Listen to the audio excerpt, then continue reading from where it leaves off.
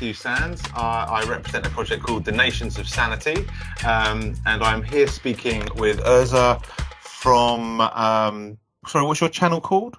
My channel is called Svobodný přístav, which means free haven in English. Free haven. So, hello everybody who is listening to this. Nice to be here. Nice to meet the Nations of Sanity project.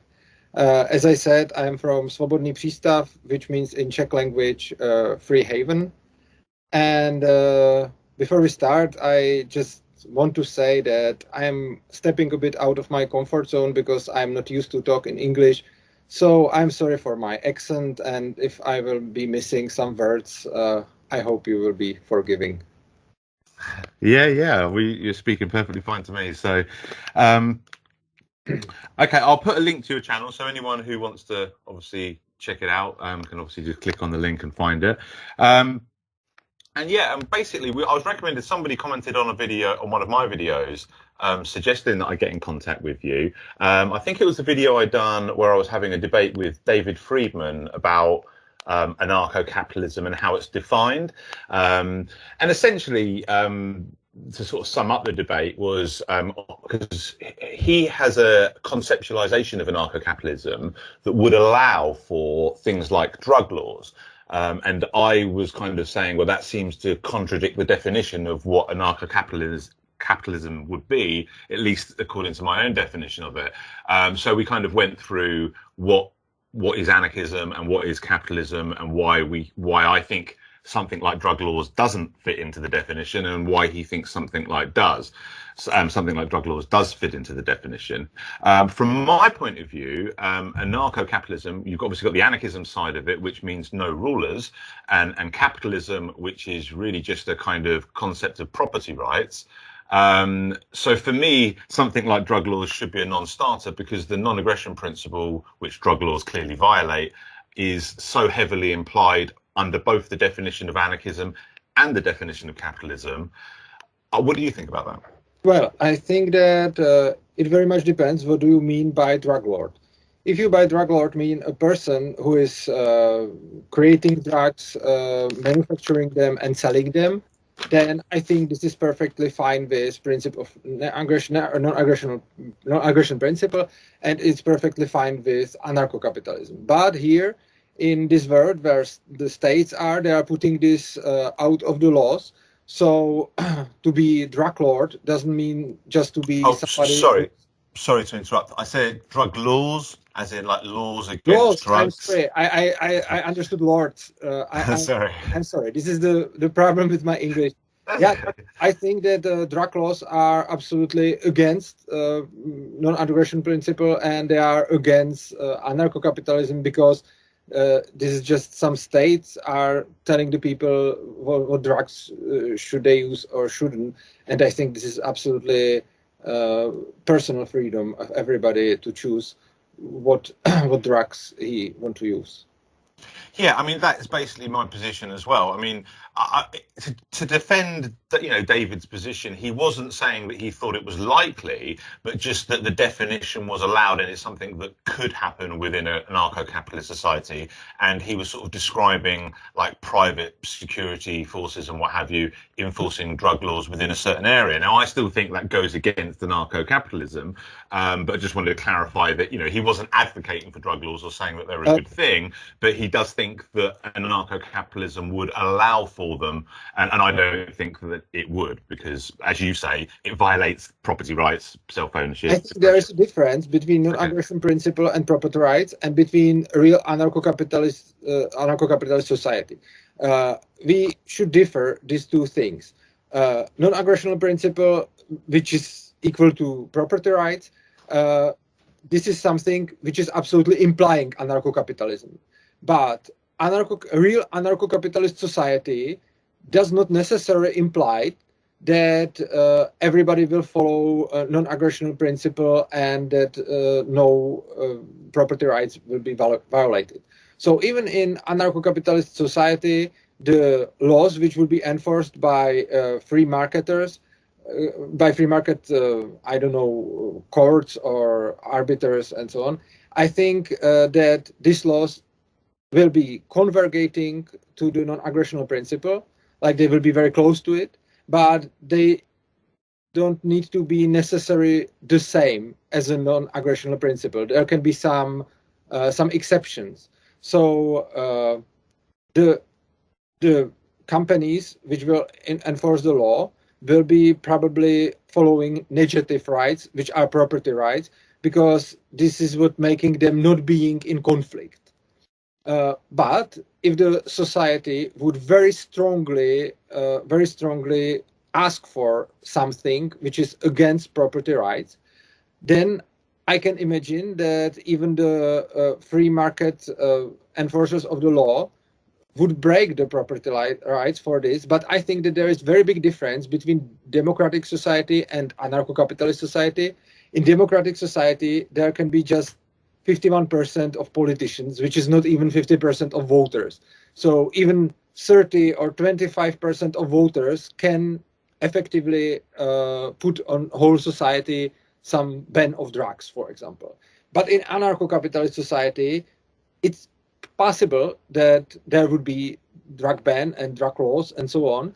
But I think it's very, very unlikely because, for example, 90% of people would need to ask for this. And I can't imagine that 90% of people would really ask for drug laws.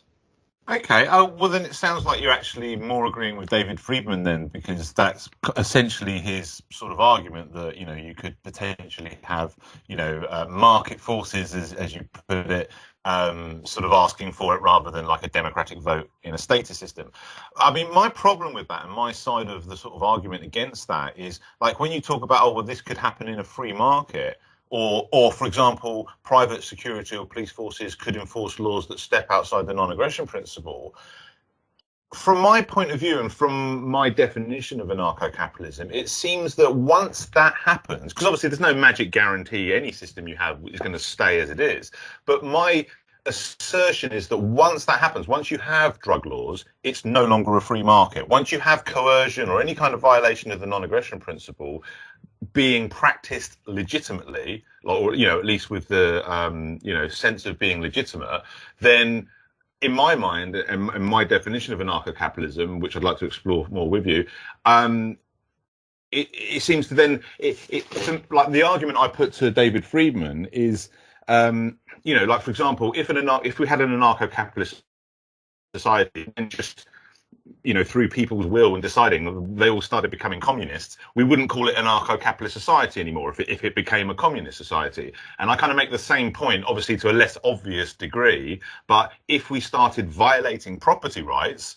which any law that's outside of the non-aggression principle surely would do, then don't we violate the very free market that defines anarcho-capitalism?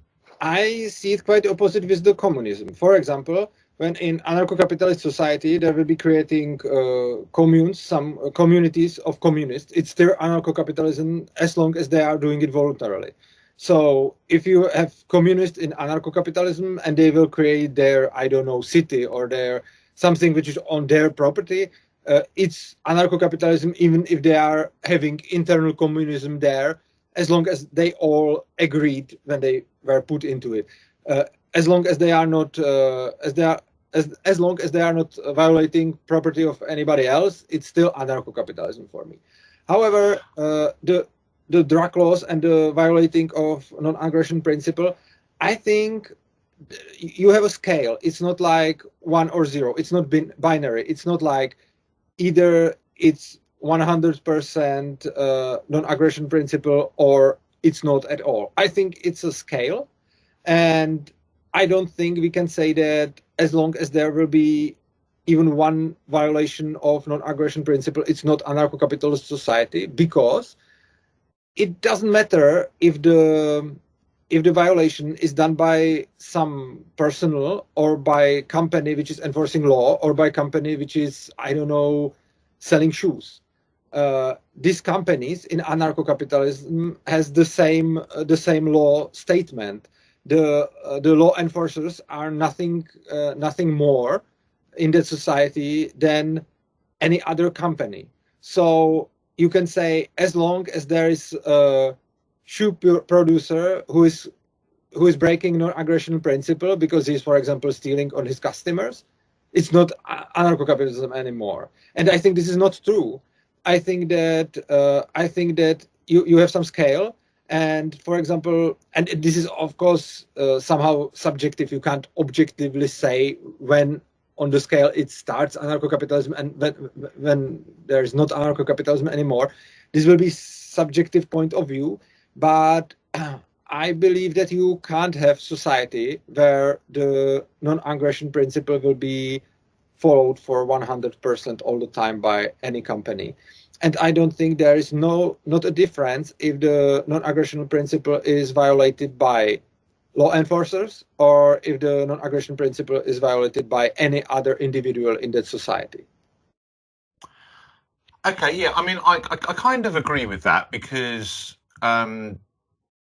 I do agree that just because the non-aggression principle is being violated to some degree doesn't necessarily disqualify the whole society as calling itself anarcho-capitalist. But if that aggression is seen as legitimate on a societal level, it's like, because it's like, I mean, for example, the voluntarist society that I advocate, and I identify more voluntarist than I do, and I don't really identify as an anarcho-capitalist, because I consider myself as both.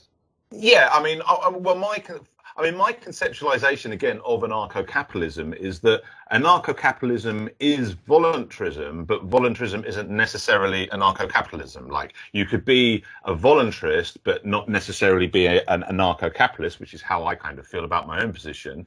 But if you're an anarcho-capitalist, you should be a voluntarist because it's kind of like a branch off of that in my mind. But again, this may be a flaw in my own definition of what anarcho-capitalism is.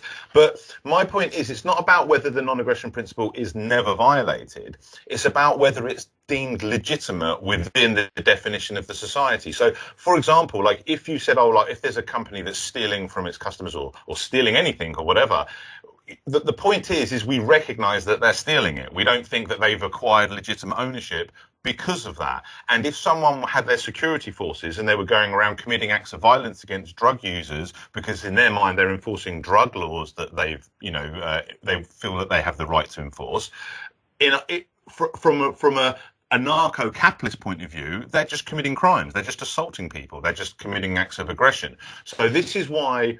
So when I say that, I don't say that people can't commit crimes or people can't violate the non-aggression principle in a anarcho-capitalist society. I'm just saying that in a anarcho-capitalist society, any violation of the non-aggression principle would be seen as a crime, because the free market, the entire free market that anarcho-capitalism is essentially kind of, the idea, the property rights that it's built on is tied to the non-aggression principle. So it seems like, for example, if I steal your car, I might be in possession of it, but anarcho-capitalist society would say it's still your car and I stole it.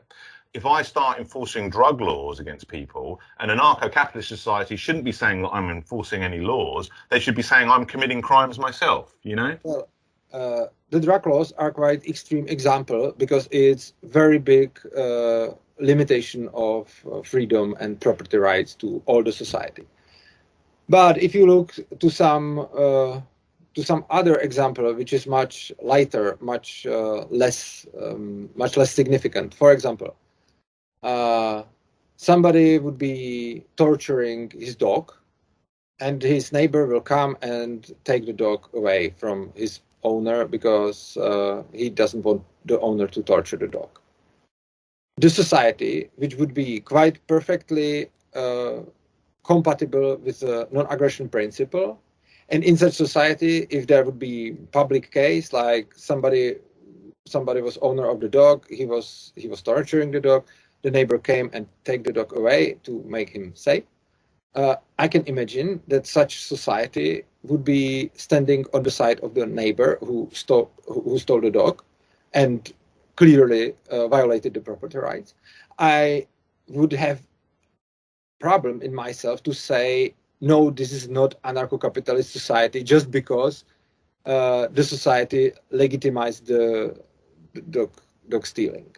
And I can see there many other things like that when, I don't know, you can break the non-aggression principle by many little ways in little cases, And if there will be a society which would be following the non-aggression principle, but in some exceptions, the people would feel as legitimate to violate it, I would still call it anarcho-capitalist society, because these violations and deviations are still too little to me.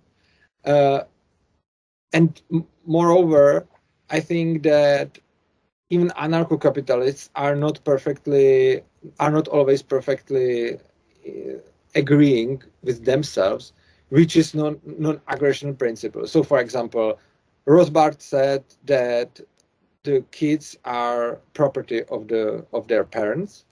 But, for example, I don't think this. I think that everybody is owner since he's born, since he's created. And, for example, Rothbard was also for the intellectual property, and many others after him are not, and they are saying that the intellectual property is not a property, and the property rights are not applied to the intellectual property. So even if we look at this, we see that there is a lot of anarcho-capitalists anarcho-capitalists are very consistent, even together. Like if you talk to anarcho-communists, they are much more different from each other than anarcho-capitalists. But even anarcho-capitalists has there some not clear things. So I think I would still accept as anarcho-capitalist society something which is basically somehow following non-aggression principle mostly. I know it's subjective. I can't have some objective matter, but I don't believe that there can be a society which would be in long term for 100% consider as legitimate only the non-aggression principle and will never do some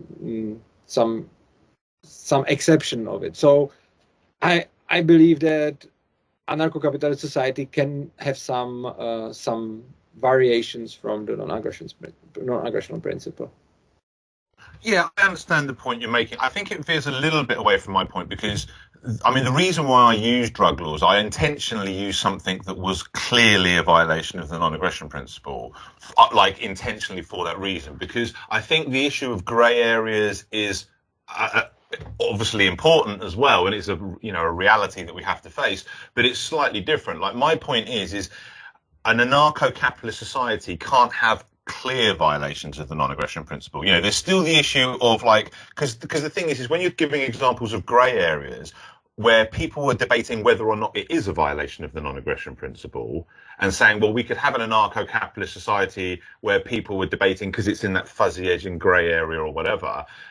Whereas if it's like something like drug laws, then that's a clear violation of the non-aggression principle. So for me, that's where it kind of clearly disqualifies itself. But the dog is also clear. I don't think it is actually. I mean, I don't think it is because I mean, we could go into a detour on the conversation about animal rights and whether the non-aggression principle extends to animals in any way. But it's like before we do, if you want to go down that road, but before we do, just to address some of the points that Rothbard made, because the thing is there is the issue of grey areas. There is the issue of where there's real kind of ambiguity. Is this a violation? Is it not? There are fuzzy edges. And even when we have clear things, we have things like age of consent. Even if we accept there's a different standard of rules for a child than there is for an adult, there's still a fuzzy edge between when one becomes the other and stuff like that. But my point is, and I have an approach with the Nation to Sanity project for dealing with grey areas where we kind of try to draw a line in the sand where we say, okay, well, this is kind of reasonably certain at this point, and the grey area side of it, okay, that's ambiguous. We couldn't enforce that as a universal law. But there are some things, there are some claims, there are some areas where anarcho-capitalists disagree, where I actually think we can say that they are objectively wrong. It's not a grey area. And one of the examples I would give of that, well, actually, I'll give two examples, is where Rothbard is objectively wrong, in my opinion, which I suppose is subjective. But I think I can make an objective case for Rothbard being wrong if he's saying that intellectual property rights is, a legitimate thing, like enforcing IP laws is legitimate. I would say that he is wrong as a matter of black and white. It's not a grey area. He is, objectively wrong. And he's also objectively wrong to say that children are property of their parents. Like, I say parents are guardians of their children, and the control that we have over our children that he seems to be mistaking for some kind of ownership over property, I would say actually, no, that control that we have over our children as their guardians is actually the result of our self-ownership over ourselves and the fact that we owe a duty of care to our children because we brought them in the world. And the example I always use is, I say, like, the non-aggression principle doesn't say that you have to risk your life to jump in the water to save a drowning person. You're not responsible for them drowning unless you push them in the water. If you push them in the water, then you are responsible for them drowning because you caused that. And I use a similar ethos to say, okay, well, when you bring a child into this world, it's similar to a person who can't swim being pushed into the water. They can't fend for themselves. So you put them in peril, and that makes you responsible for them until they are out of that peril. And in the case of a child, that's when they are old enough to take responsibility for themselves. So I think a proper conceptualization of the parent-child relationship is not owner and property, because people aren't property. It's guardianship over who you owe that duty of care to. I basically agree with you. I wouldn't say that Rothbard was objectively wrong. I think he has just different opinion than us, and I also don't agree with Rothbard on that kids are the property of parents. I don't think that they are. And I also don't believe in intellectual property. So, but I wouldn't say that he is objectively wrong, because what's objective wrong? Well, I would just say he sees the thing different than we do, and yes, he just has a different opinion. By the way, in the case of intellectual property, I would even say that he didn't think about it so much, because the main discussion were developed even after, between libertarians, after he was very old, or even after his death. So I would say that the thing with intellectual property, if Rothbard would be still alive, I can imagine that he would, in the end, agree with the opponents of intellectual property. I can't imagine this. The same as I can imagine that if Mises would be living longer, he would maybe become an anarchist instead of minarchist. I don't know that, but I can imagine. But okay, if the example with the dog, and we can argue of the animal rights is not ideal for you, I can say another one which would be like perfect violation of non-aggression principle. For example, you are going with your wife somewhere, and some men come, and he would verbally insult her very hardly. You would lose your mind, and you would hit him. This is absolute violation of non-aggression principle, and but I believe that even in some anarcho-capitalist society, even if all anarchists would agree that this hit would be against non-aggression principle, I can imagine that in some anarcho-capitalist society, the judge would say this was okay, because he didn't want to piss off his customers. And for example, I don't think that it would be always like this, but I can imagine some single case in which the verbal insult would be so hard and the physical insult would be so soft, like the opposition to it, that the judge would say this is okay, and I can imagine that the society would say yes, that's okay. And in such case, we would have society which would legitimize violation of non-aggression principle. But I think that in this very extreme and rare case, when this happens, I would still call it anarcho-capitalist society. And the drug laws are, of course, something absolutely widely different, but and it's possible that I would, maybe when I would see such society, it would very much depend on what the drug laws would it be, how they would be enforced, and so on. You can have many drug laws. Some of them can be absolutely prohibiting and some of them would be, I don't know, when I say something, you can't make drug commercials at schools, for example. And I can imagine some drug laws which I would personally consider as so little violation of non-aggression principle that I would still consider that society as anarcho-capitalist society. But I wouldn't say that this can be objectively measured, and I can say this is really like that. I would say, just to me, it seems like anarcho-capitalist society still, even if there is some little violation of non-aggression principle. But I also absolutely respect the opinion that the anarcho-capitalist society is only the society where any violation of non-aggression principle is not legitimate. But I don't see it like that. But I think it's just about the wording. I think this debate is quite semantic, in meaning like we are discussing the word meaning, but it just, I think we just agree on in which society we want to live, and the only disagreement between us is just that we are calling one word different.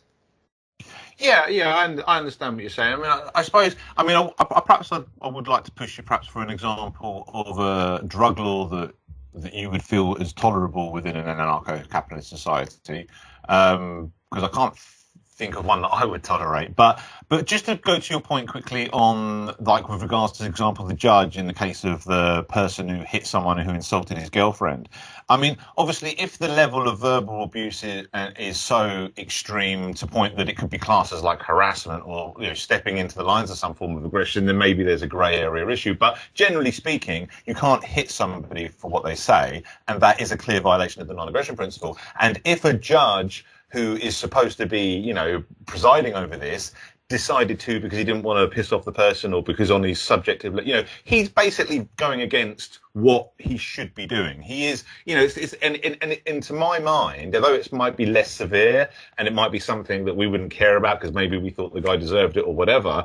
Because the thing is like, as much as I agree with the non-aggression principle, I can think of many examples where I myself would violate it in a way that is a clear violation. You know, people could provoke me into hitting them when I'm not really allowed to with regards to my rights because they haven't actually aggressed against me and stuff like that. So it's not a case of saying that, again, no one is allowed to violate the non-aggression principle, otherwise we're disqualified as being an anarcho-capitalist society, but just the fact that that is viewed as illegitimate, like that anarcho-capitalist society doesn't view that what that judge done as right. And perhaps, for example, another private security firm could come in and still prosecute that person who wasn't prosecuted by this other judge because, you know, because they have committed a violation. I mean, it's a small one, perhaps, you know, but it's one of those ones where I like, because the problem is, and this is the crux of my argument, because I do understand what you're saying, and I mean, don't get me wrong, I'd much rather live in a society that's 99.9%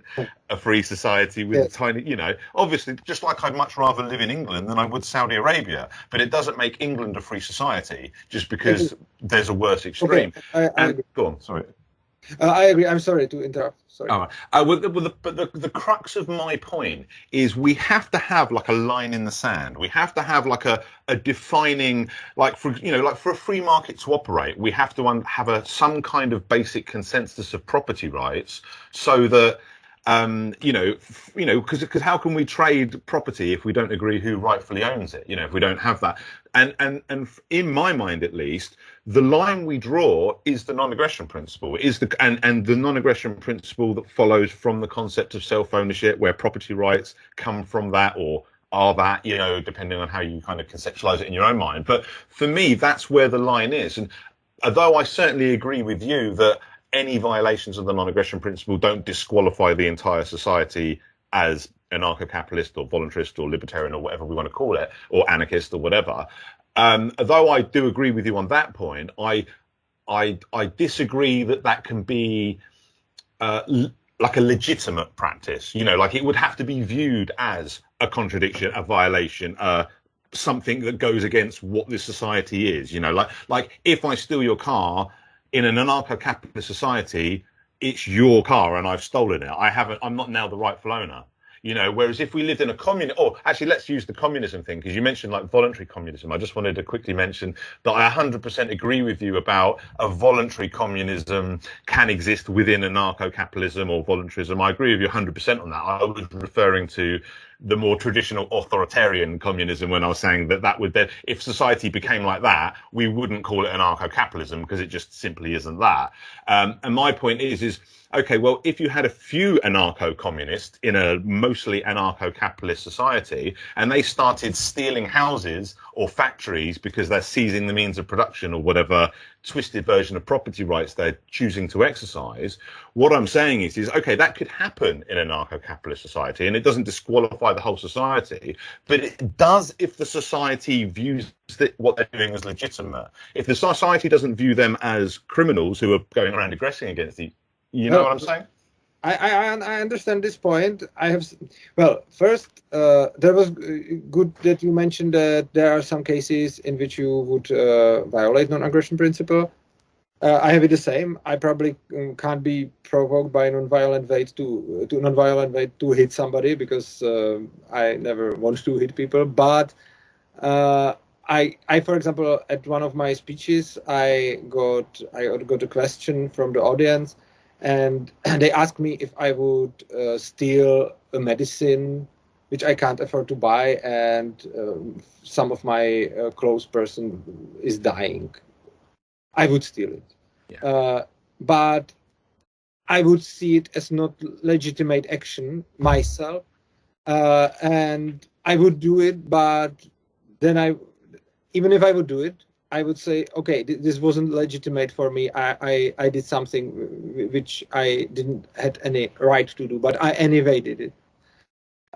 And this is probably about the difference. You are saying that it's different when the society is like saying, okay, it's wrong, but I would do it anyway. But I would say, we as libertarians and anarcho-capitalists and voluntarists are spending a lot of time by thinking about these topics. So I can say, yes, I would steal that medicine, but it's not legitimate act. I think that 90 or more % of people in the world were never thinking about this and maybe will not ever think about it. So when they are deciding in themselves, like what's legitimate or not, it's usually equal to what they like or they don't like. Because this is not something like there's not hate on them or something like that. I'm just saying, just the majority of society has some other things to do than we, so we like to think about this and they are just not thinking about it. So they would probably ask me, I can imagine some people of my family, why are you even thinking about it? Why are you even talking about it? It's just quite pointless because what? You would steal the medicine and it's okay when she would be dying that it's okay to steal it because whatever.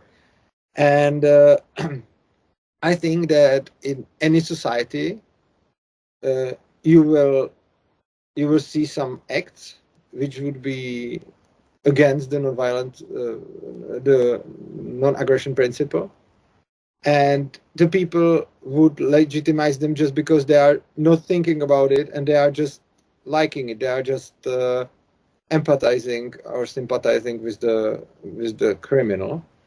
So I think that if you would really strictly follow what you say, there would be no real anarcho-capitalist society, because sooner or later you will always find there some cases which would be against the non-aggression principle, and the people would just agree with them, not because they would be evil or they would be some bad people, but just because they are not thinking about it. And if you are saying that it depends on what the society consider as legitimate, I would ask a question: what is the society? Is it the judges, or is it the law enforcers, or is it every person in that society? And I think we would get different we would get different answers to this question. So I think that in any society you would find some act which would break the non-aggression principle, but most of people would find it legitimate, even if just because they don't think about they even don't see the difference between legitimate and I would do it, because most of people think that if they would do it and if they feel it as right, it's legitimate for them, and that's why I don't feel this. This way how to differ the anarcho-capitalist society from non-anarcho-capitalist society as the good way, because it's, I think, not practically working. And as you said that we have to draw the line to the sand, some years ago I would agree, but the more the time is going, I don't think that there is always some need to have some line in the sand, because I think that a lot of things needs to some definitions and to be absolutely specified, because we need the specification for using them in praxis. This is all the law is about.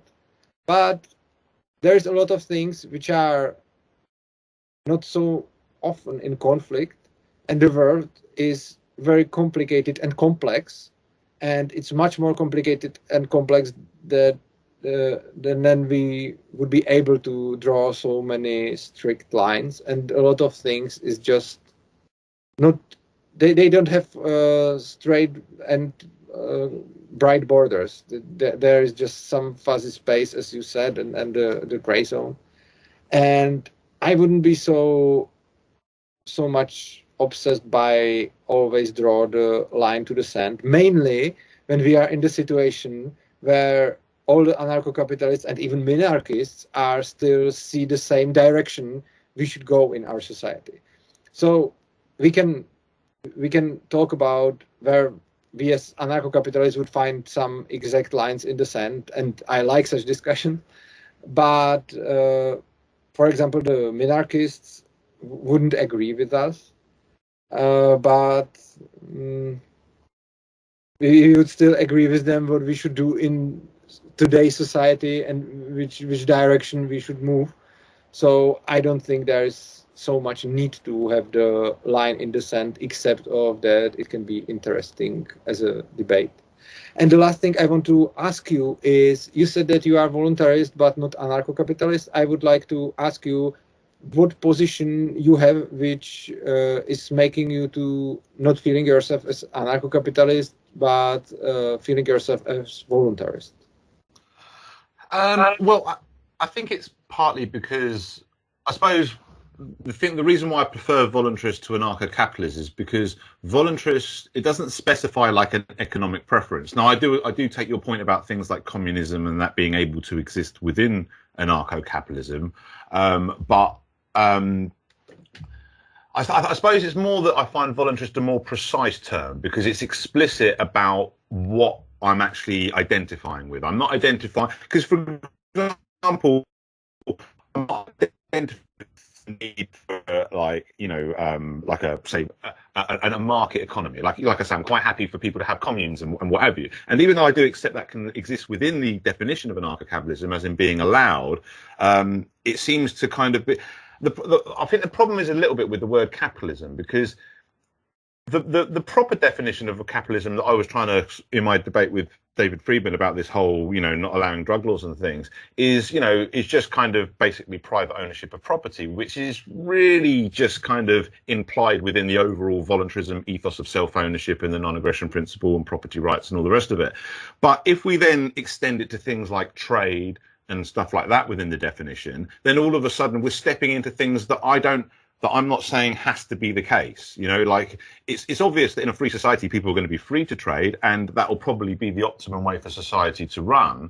But I suppose I'm just focusing on this economically neutral umbrella of voluntarism, where you can have an anarcho-capitalist, you could have not the anarcho-communists that I encounter, because most of them don't respect the non-aggression principle, but I do meet one or two that do and still call themselves anarcho-communists because they want to pursue collectives and what think, for want of a better word, voluntary socialism, and things like that. So I suppose it's more from that point of view. It's like, and also because I'm more prepared to kind of fight over the definition of voluntarism in the sense of saying, okay, no, voluntarism means non-aggression principle and self-ownership. Whereas when I'm having a debate with someone like David Friedman, who says anarcho-capitalism doesn't have to mean that. It can just be decentralized and enough of a market to, enough respect for property rights for a market to function to some degree that we would call it a market, and enough decentralization of authority that we would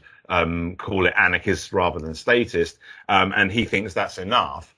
So rather than debating with him, well, that's not real anarcho-capitalism, I'll just say, okay, well, then I'm not an anarcho-capitalist, because anarcho-capitalists can be those things as well, which I'm certainly not, and actually oppose as much as I oppose statism, and kind of view it almost the same thing. I kind of view, like I say, the things like the drug laws thing, and just to touch on your point about like stealing medicine and stuff like that. Like, again, this is fine, and I would be with you on that. But again, we would recognize that we stole the medicine. We would recognize that we violated this law, we committed a crime. Even if we think it's justified on a higher moral sense, we're still recognizing that we didn't have the technical right. Our self-ownership didn't afford us that. So it's still seen as a illegitimate act, even if we are, feel that there's a higher morality that justifies, violating these principles or whatever. So it's kind of like it, but the problem is with the drug law thing, just as I know I keep using that because it's a nice, obvious example,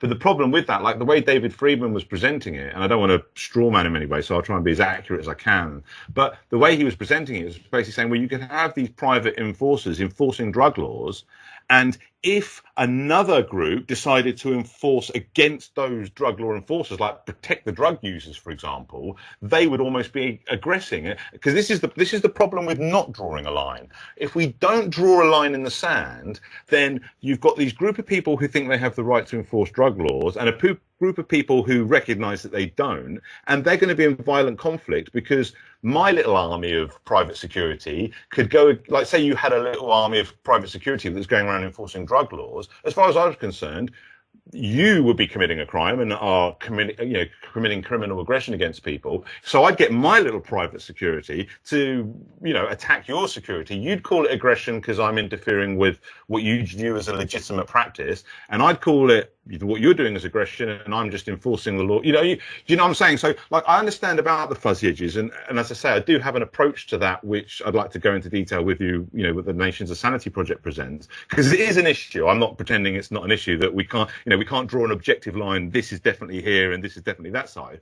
But I think we can have a fuzzy edge, but then draw a line around the fuzzy edge. Say, okay, this is grey area, but at this point, you're definitely violating the non-aggression principle, and no reasonable person could argue otherwise. It's a little bit like why in criminal law we have that standard of reasonable certainty or beyond a reasonable doubt, because we recognize that we can never be absolutely sure, but we can be beyond a reasonable doubt kind of certain. And that's the kind of approach we can apply to identifying the non-aggression principle and whether or not someone is in violation of it. If it's a grey area, perhaps we can say, okay, well, without some kind of prior agreement where we're part of a collective that agrees to mediate within the grey, if we don't have that, then we cannot enforce anything other than the black and white. Unless I'm certain that you've committed an act of aggression, any force I use against you would be criminally reckless, because then I'm acting with some kind of aggression. So that's my kind of argument for why, even though I do take your point about the inescapability of the fuzzy edges and the fact that they are a reality of life, I do still think that we can draw a line, even if we draw a line that still leaves the fuzzy edge. We can't draw a line within it, but we can. And if I could just, sorry, I got on a bit, but if I could just illustrate it with a metaphor I like to use. I have an article called Where the Desert Meets the Grassland, and I use this as a kind of metaphor for this whole black and white and grey area thing, because I kind of use the grassland as a metaphor for definitely not violating the non-aggression principle, just exercising your self-ownership as you have the right to do. And then the desert as representing you're definitely not allowed to go because that's the violating the non-aggression principle. And then the grey area in between being represented by the geographical region in between, where the desert slowly becomes the grassland, or vice versa. You know, like if you walk from the grassland towards the desert, there's not going to be an exact line where all of a sudden you've got perfect grass and then all of a sudden you've got desert. It's going to slowly become more arid, and then eventually you're in the desert. And what I'm saying is okay, well, we can still define the desert in a way that basically all reasonable people can agree. When we're only sand around us, we can say we're definitely in the desert here. And when we're only grass around us, we can say we're definitely in the grassland. And for that in-between area, we can kind of draw a line around it and say, okay, well, it is a grey area. We can accept that. We won't enforce it as law, because I can't say for certain if there's still aspects of grassland, even though I think it's kind of like a desert, or it's close enough to being a desert that it goes against my sensibilities, because as a self-owning individual, I don't have any special right beyond you to make that determination. I'm going to be like, okay, well, but when you actually stepped into the desert and it's pure desert, I can say it is pure desert, you know. And if we don't do that, the problem is if we don't do that, keeping the metaphor of the desert or grassland, we lose the distinction altogether. You know what I'm saying? Like, if we don't have any line at all where, okay, now you're definitely in the desert, it's like, okay, well then how do we define the desert at all? If we don't draw a line at some point and say, okay, well, when it's this certain, then we can all agree that you're not allowed to do it. I have a problem with that every reasonable person, because how you can know who is a reasonable person and who is not a reasonable person. And I think that I agree that we need to differ between grassland and desert. Absolutely, yes. But I'm not sure if the way how to do that is to draw some line. I think we can do some definitions, but I'm not sure if the line is needed, because the first thing is, any reasonable person. You can't say who is and who is not a reasonable person. And the more people I am meeting and talking with them about their opinions to non-aggression principle, I see that people can have much wider spread of opinions that I would expect. So I suppose that when I would draw some line, after some time, I would find people who would say that the line is not enough far from the grass or from the sand.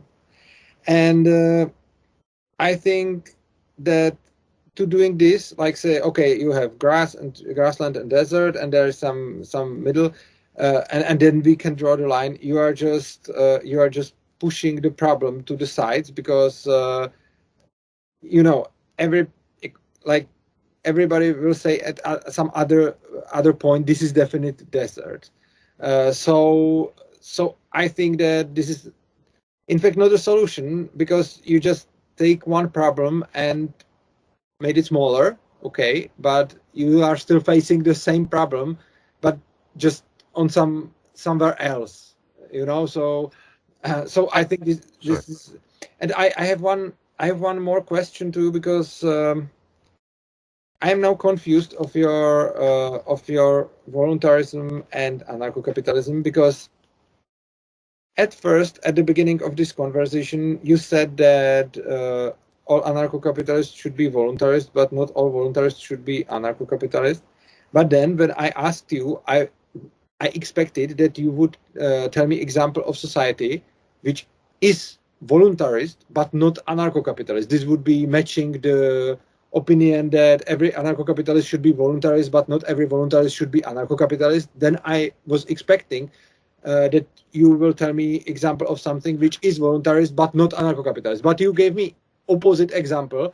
So from this opposite example, I would make opposite conclusion that according to this, every voluntarist should be anarcho-capitalist, but not every anarcho-capitalist should be voluntarist. By that your example. Because if you are saying that every voluntarist, if you are saying that every anarcho-capitalist should be voluntarist, but not every voluntarist should be anarcho-capitalist, this implies that there is existing some voluntary society which is not anarcho-capitalist. But when you are giving opposite example, it is anarcho-capitalist society which is not voluntarist. That would mean opposite. So I'm a bit confused of it. And for example, I I call myself voluntarist and anarcho-capitalist. I prefer to call myself anarcho-capitalist because I think it's more precisely saying what I am. But I think I would consider myself as 100% anarcho-capitalist and 100% voluntarist. Just when I say anarcho-capitalism, I think this gives the people more clue about who I am, because when you say voluntarism, according to my experience, I know voluntarists who are very peacefully talking about it, and they are very accepted by people. But I was once at some lesson of such a guy. It's my friend. He was talking very very nicely about anarcho-capitalism from voluntary point of view. I agreed in any word with him. Everything what he said, I would sign. But then I was talking with somebody who came to that lesson, and he was listening to it, and he basically went out with that it's democracy, and it's a state, but some voluntary state. But he just didn't get the point, because when you say voluntaries, everybody said, yeah, everything should be voluntary, but they somehow don't see what is not voluntary, in fact, on the state. When I say I'm anarcho-capitalist, most people said, oh my God, what is this? Anarchist or capitalist, both terrible. But then when I talk to them and we somehow agree, I usually know that we really agreed on what we are. So I prefer this term. But I would really like to know why do you differ this? Because I don't clearly understand what difference do you see in this both. Yeah. Okay. Well, I mean, although I do agree with you that a commune or communist style society, as long as it was voluntary, could exist within an anarcho-capitalist society, that communist society itself would not be anarcho-capitalist. So, like, let's say the whole society just became like communist, but it was all voluntary. So for me, that's still voluntarism, but that I would struggle to describe that society as anarcho-capitalism. I wouldn't fight too hard over it because it would depend on the definition. But the problem is like I say, like capitalism, if it was only about property rights and respecting property rights, maybe that should be its definition, and then it is almost the same as voluntarism. But the problem is for many people it also means trade, like, you know, and like my debate with David Friedman kind of demonstrated, that you can have someone saying, well, anarcho-capitalism can not be voluntarist, and, you know, like, obviously he takes a different view. So I suppose it was like, rather than being possessive over the term anarcho-capitalism, saying no, it means this and this is what I am, I'm like, okay, well, maybe it can mean that as well, in which case I'm not an anarcho-capitalist, because I'm not that. I'm only the voluntarist side of it. I'm only an anarcho-capitalist if they're also a voluntarist. I'm only an anarcho-capitalist if capitalism only means respect for property rights and doesn't even require an actual trading market. Like, people could just decide to live in a more communistic. So that's kind of what I meant about it. I mean, I would like, if someone called me an anarcho-capitalist, it wouldn't offend me in any kind of way. You know, I would just sort of clarify their definition perhaps a little bit. And you need to do that with anything, even with voluntarism, as you say. All the words have some kind of potential for being misunderstood. But I think anarchism and capitalism are probably the two worst words for being misunderstood and misrepresented. And all the different things that people invoke when they hear anarchism and capitalism is quite far away from what I'm talking about. So I like to lead with voluntarism, because it doesn't tell them everything that I'm representing, but at least doesn't give them too many misrepresentations. They're not going to start thinking of slavery like they might do with capitalism, because although that's ridiculous that people do associate it, because there was the slave trade, then you know what I mean, and it's like things, and, you know, and anarchism, the whole chaos thing. You know, a voluntarist society doesn't have to be a chaotic one where there's no hierarchies. We can have voluntary hierarchies. We can have, you know, and we can still have law if it's only the non-aggression principle, because that's justifiable uses of force, and, you know, so it's like that. I hope that kind of explains a bit better. I absolutely agree, and I'm very happy that there are people who prefer the word voluntarism over the anarcho-capitalism, because I think that we both can hit another target group, because I'm usually, I see it even in Czech Republic. We are here very big libertarian society. Our libertarian and anarchist scene in Czech Republic is really, really big.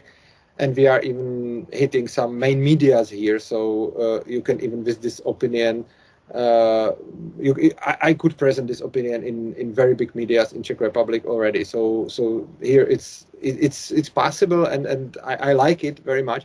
And I like very much that there are some people like me who are presenting themselves as anarcho-capitalists. It's very much visible on even this room where I am sitting, and and it's nice that we can be here by people who are open to different thoughts, let's say, and they are very much open-minded. So we can talk to them, and we can be very specific and very radical. I don't know if I can say it like that.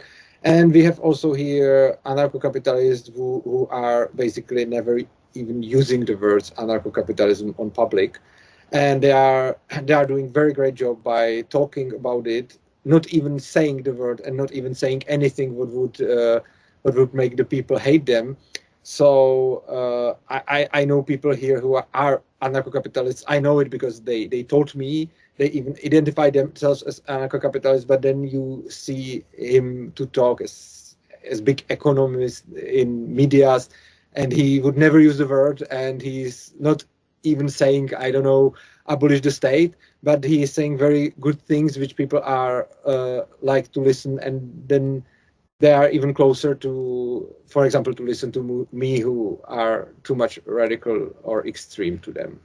So I am happy that there are people who prefer the anarcho-capitalism, and there are people who prefer the voluntarism, because I think that the voluntarists are more likely accepted by society, as you said. Yeah, yeah, especially people of, shall we say, a left-wing persuasion, because they've got such an aversion to words like capitalism, and they would view that as just right-wing, and they're like, well, I'm left-wing, so I can't do with anarcho-capitalists because they're right-wing. Whereas I suppose voluntarism just seems more neutral in a left-right sense, although generally speaking, as I say, like I've encountered anarcho-capitalists, or people who call themselves anarcho-capitalists, and I've encountered people who call themselves anarcho-communists, and anarcho-communists who are voluntarists are very, very rare. They're almost like unicorns, but most anarcho-capitalists are voluntarists and have a decent understanding of property rights and the non-aggression principle.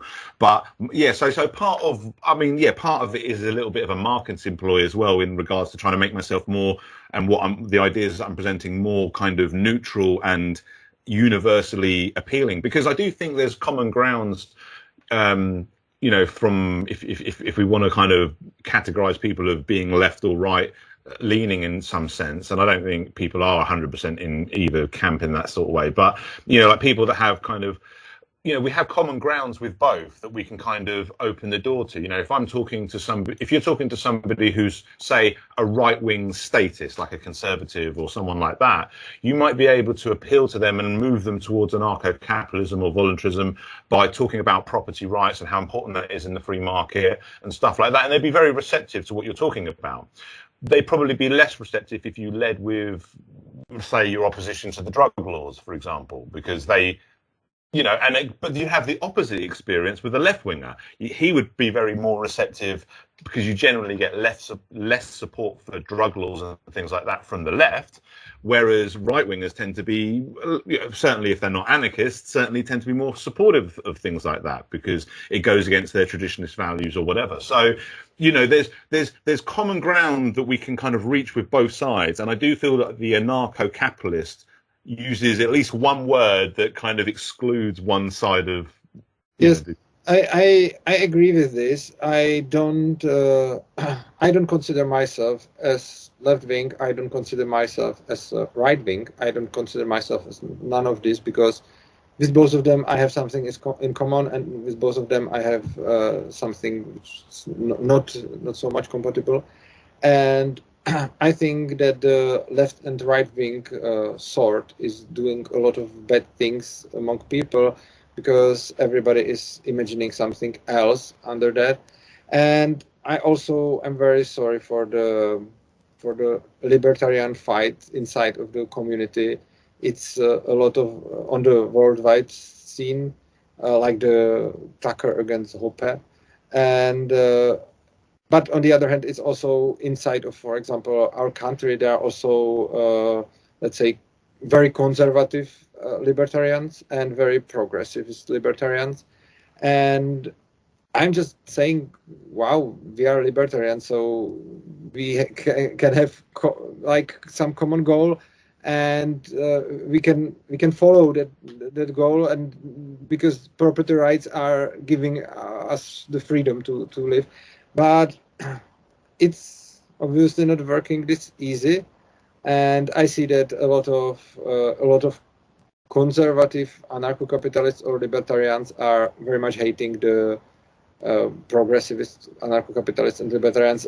and vice versa. So I think it's quite pity that that this is happening, and I'm also criticized by quite both of that wings. That there are some really right-wing libertarians who are saying that I'm the progressivist because I'm not against the gay marriage and I don't know what. And there are some left-wing, let's say, bleeding heart libertarians who are saying that I'm the stinky capitalist. So I think that you're right, that it's very important to talk to both of the sides and show them what we have in common, and then try to, for example, show them something more, what we can share. And I very much don't want to be considered as left wing or right wing, because I don't think that libertarianism or voluntarism or anarcho-capitalism is about left or right wing. Yeah, I agree with you. I just think that capitalism is associated with the right wing, obviously, and with socialism. Capitalism is the left wing. Yeah. So yeah, no, I understand that. But yeah, I suppose it's like, again, like it is partly a marketing ploy in a way to kind of, broaden ourselves out. And it's like, the political, I'm sure you're familiar with the political compass, the four-way line where you've got left and right, and then you've got authoritarian and libertarian or whatever. And I suppose what I'm trying to do with this whole voluntarism banner, which is more likely to be embraced by both left and right wing people than, say, anarcho-capitalism, even though I do agree with you that it's neither left or right to be that. And I suppose it's like, if you think of the two lines, we've got the line that divides the left and the right, and then we've got the line that divides the voluntarists from the statists. I guess I'm trying to get people to focus on the line that divides the voluntarists from the statists, rather than the line that divides the left and the right, because I'm like, look, we've got a common ground under voluntarism, whereas so if we can kind of and recognize that the line we should be drawing is the line that separates us from people who are basically statist or, willingly supporting the state. And again, that does harken back to my that need for some kind of defining line in the sand. I do take your points about how difficult that is to draw. The only thing I do think about that, like with the desert grassland thing, is I do think we can do it to a certain extent. And just when I say about reasonable, it's not about calling the person reasonable, because I know lots of reasonable people that say or think unreasonable things, and with a long enough conversation you can often show them that and they can see that for themselves. So it's not about it's not like saying, oh, you're an unreasonable person if you think that, but it's about saying, look, it's not reasonable to think that drug laws, for example, is legitimately enforceable law. It's not a reasonable interpretation of the non-aggression principle. And likewise, we can say to someone who's standing in the middle of the desert without grass anywhere to be seen, we can say it's not reasonable for you to say this is grassland. But if they're standing where they can point to some defining feature, and all we have to do to draw this kind of universal line is just have a basic consensus of reality. We don't, like I say, we don't have to define within the fuzzy edges, but we can kind of define outside of the fuzzy edges where we can say, look, it's not fuzzy anymore, because as we define the desert and how we define the grassland and how we distinguish one from the other, we can use those definitions to draw the line. Because, say, we define the grassland as being obviously a land full of grass, and we divide the desert of being a land just full of sand. when we're in the area in between, the reason why we know it's a grey area is because someone can point to that reasonable doubt over either definition by saying, well, look, there's something there that's not part of that definition and is part of that, and then there's something there that's not part of that definition. You know, you can build that case. And I understand what you're saying about it. It does feel like it's kicking the can down the road a little bit because you're just moving the problem to a different line. But the thing is I feel like that's a line we have the right to draw. We have a right to draw a line where we're saying, okay, as a matter of basic reality, this is the desert. If we're agreeing that there is such a thing as a desert, obviously it still presupposes that we're agreeing, you know, because some people could say there's no such thing as a desert or grassland. It's all, you know, the thing is people can pick apart our conceptualization of reality itself to the point where they can say, you know, there's no distinction between a child and adult. There's no distinction between a rock and a person. There's no distinction between anything because it's all just energy and it's all just quantum flux. You know, what I'm saying is we have a basic consensus of reality, even if it's pretty basic, and where we can draw a sort of line in the sand where we can say, okay, to a reasonable certainty, which isn't, you know, making ad hom attacks against anyone who disagrees with us saying they're unreasonable, but we can say that they don't have a reasonable case against this line being drawn here. They can't tell me that at this point it's still grassland because they can't point to anything that gives them that reasonable doubt, you know? Does that make sense? Well, we definitely have the right to draw the line. The question is if it's good to do that. And if you are using the example with the desert and the grassland, let's say a few years ago, I would absolutely agree with you, because if I would see a person in a desert and he would tell me it's a grassland, I would definitely say you're just wrong. This is objective desert. But now I would first, let's say, give it some time and ask the person why is he calling this grassland. And we can assume that he is wrong, but it's also good to assume that we might be wrong. And it's very good to have a discussion with that person, and the person might show us some, let's say, some grass we just didn't see before. And I think this is the problem with the lines. It's not that we wouldn't have the right to draw the lines. It's okay to draw the line, but the way how I am thinking, I'm trying to change it from drawing the lines to be more skeptical, to fall into some bias. If some person would be standing behind the line and would tell me I'm in grassland, I would be much more tending to say you are wrong. If there is no line and somebody would tell me I'm in grassland and I would assume it's desert, I would be much more willing to listen his arguments. Why is he consider himself to be standing on grassland? So my problem with lines in the sand is not that we wouldn't have rights to draw them. My problem with them is that I don't consider them as healthy for my mindset, because since I draw the line, I somehow put some border to my mind also. And after drawing the line, I am much less suspicious to do some conclusions which can be wrong. And as long as there are no lines, anybody who is telling to me I'm in the grassland, I'm in the desert, I am much more willing to listen to him. What is he really saying to me, and why he's considering himself to be standing on grassland or desert? But as long as the line is there, I'm much more tending to just look on which side of the line he is standing, and I look much more on the side of the line than on what he's actually telling me. So I am not saying do not draw lines. I just think I want to live with mindset which is as much lines free as possible. And I was really drawing lines in my life very much, and by the time I don't find it as so good for me. I'm not saying that it's also bad for you. I can't say anything about your mindset and your life, but I think my nature is to draw too many lines, so I'm trying to just not do it.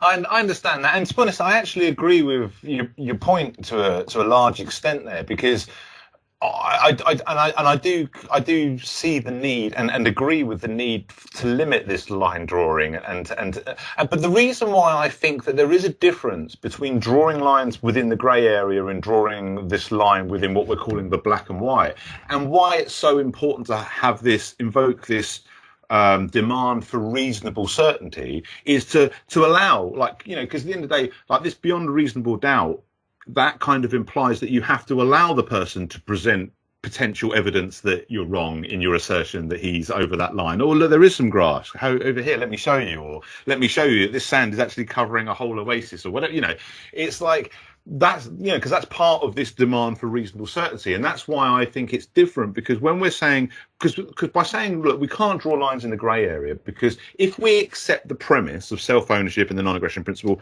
as our presupposition, if we accept that, then we're all equal. So no one really has any divine right. If we're admitting that it's a grey area, no one has a divine right to go in there and say, no, here, here, here.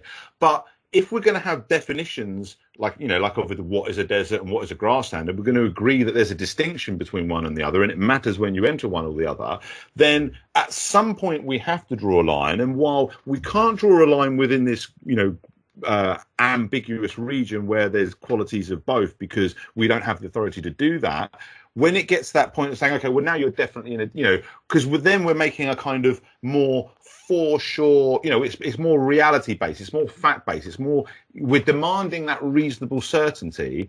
And by doing that, I think we're setting a higher bar for when we use force against people, because we're saying to people, okay, because the problem is if we allowed for people to draw lines within the grey area, and this is where I kind of agree with your point about the problem of drawing lines all over the place, is people are going to draw lines in different places. And if you imagine this kind of, you know, desert and grassland and this area in between, if we're allowing people to draw lines in between, they're going to be crossing over each other's lines, because they're not going to be able to agree on there.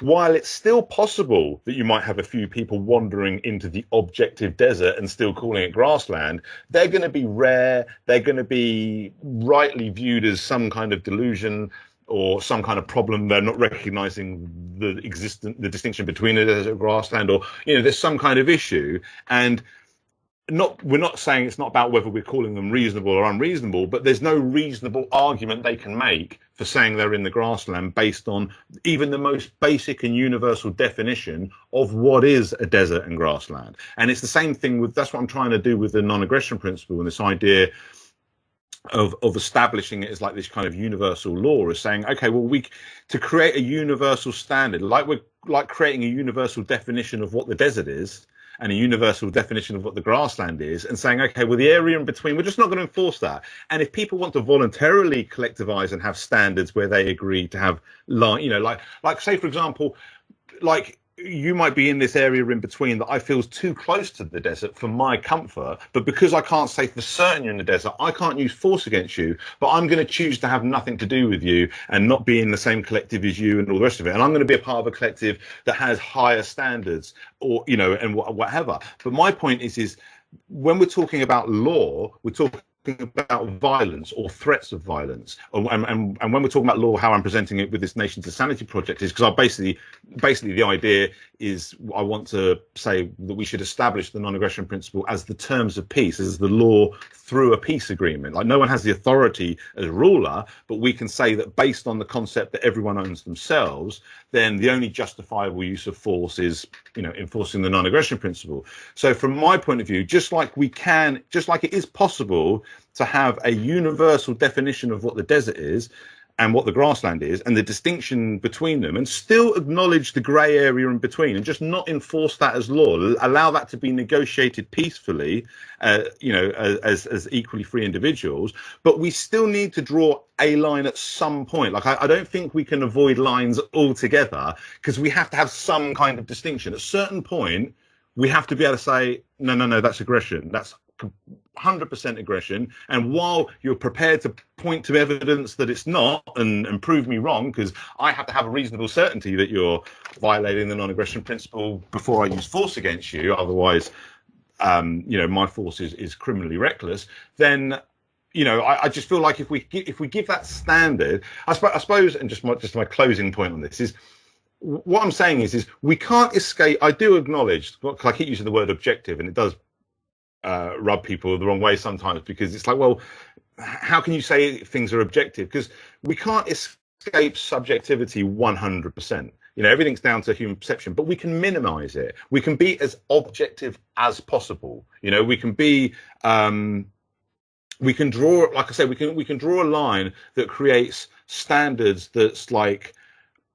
beyond reasonable doubt, and it's not an exact science, but I feel like we're minimizing the area of conflict. And if we don't draw a line and say, okay, this is as far as you can go with regards to differing interpretations, we can, because if I understand that you and me are equal, and we've got an area where there's like a grey area, and okay, well, this is up for debate, but I think you're wrong, but I can acknowledge that there's some kind of reasonable doubt.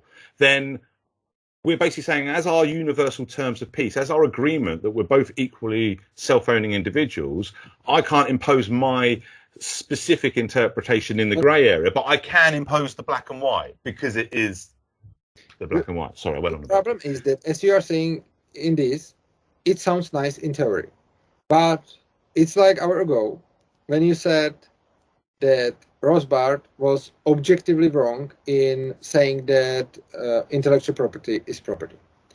I agree with you that I also think that Rothbard was wrong in this, and I don't agree with Rothbard. I am against intellectual property to be considered as property.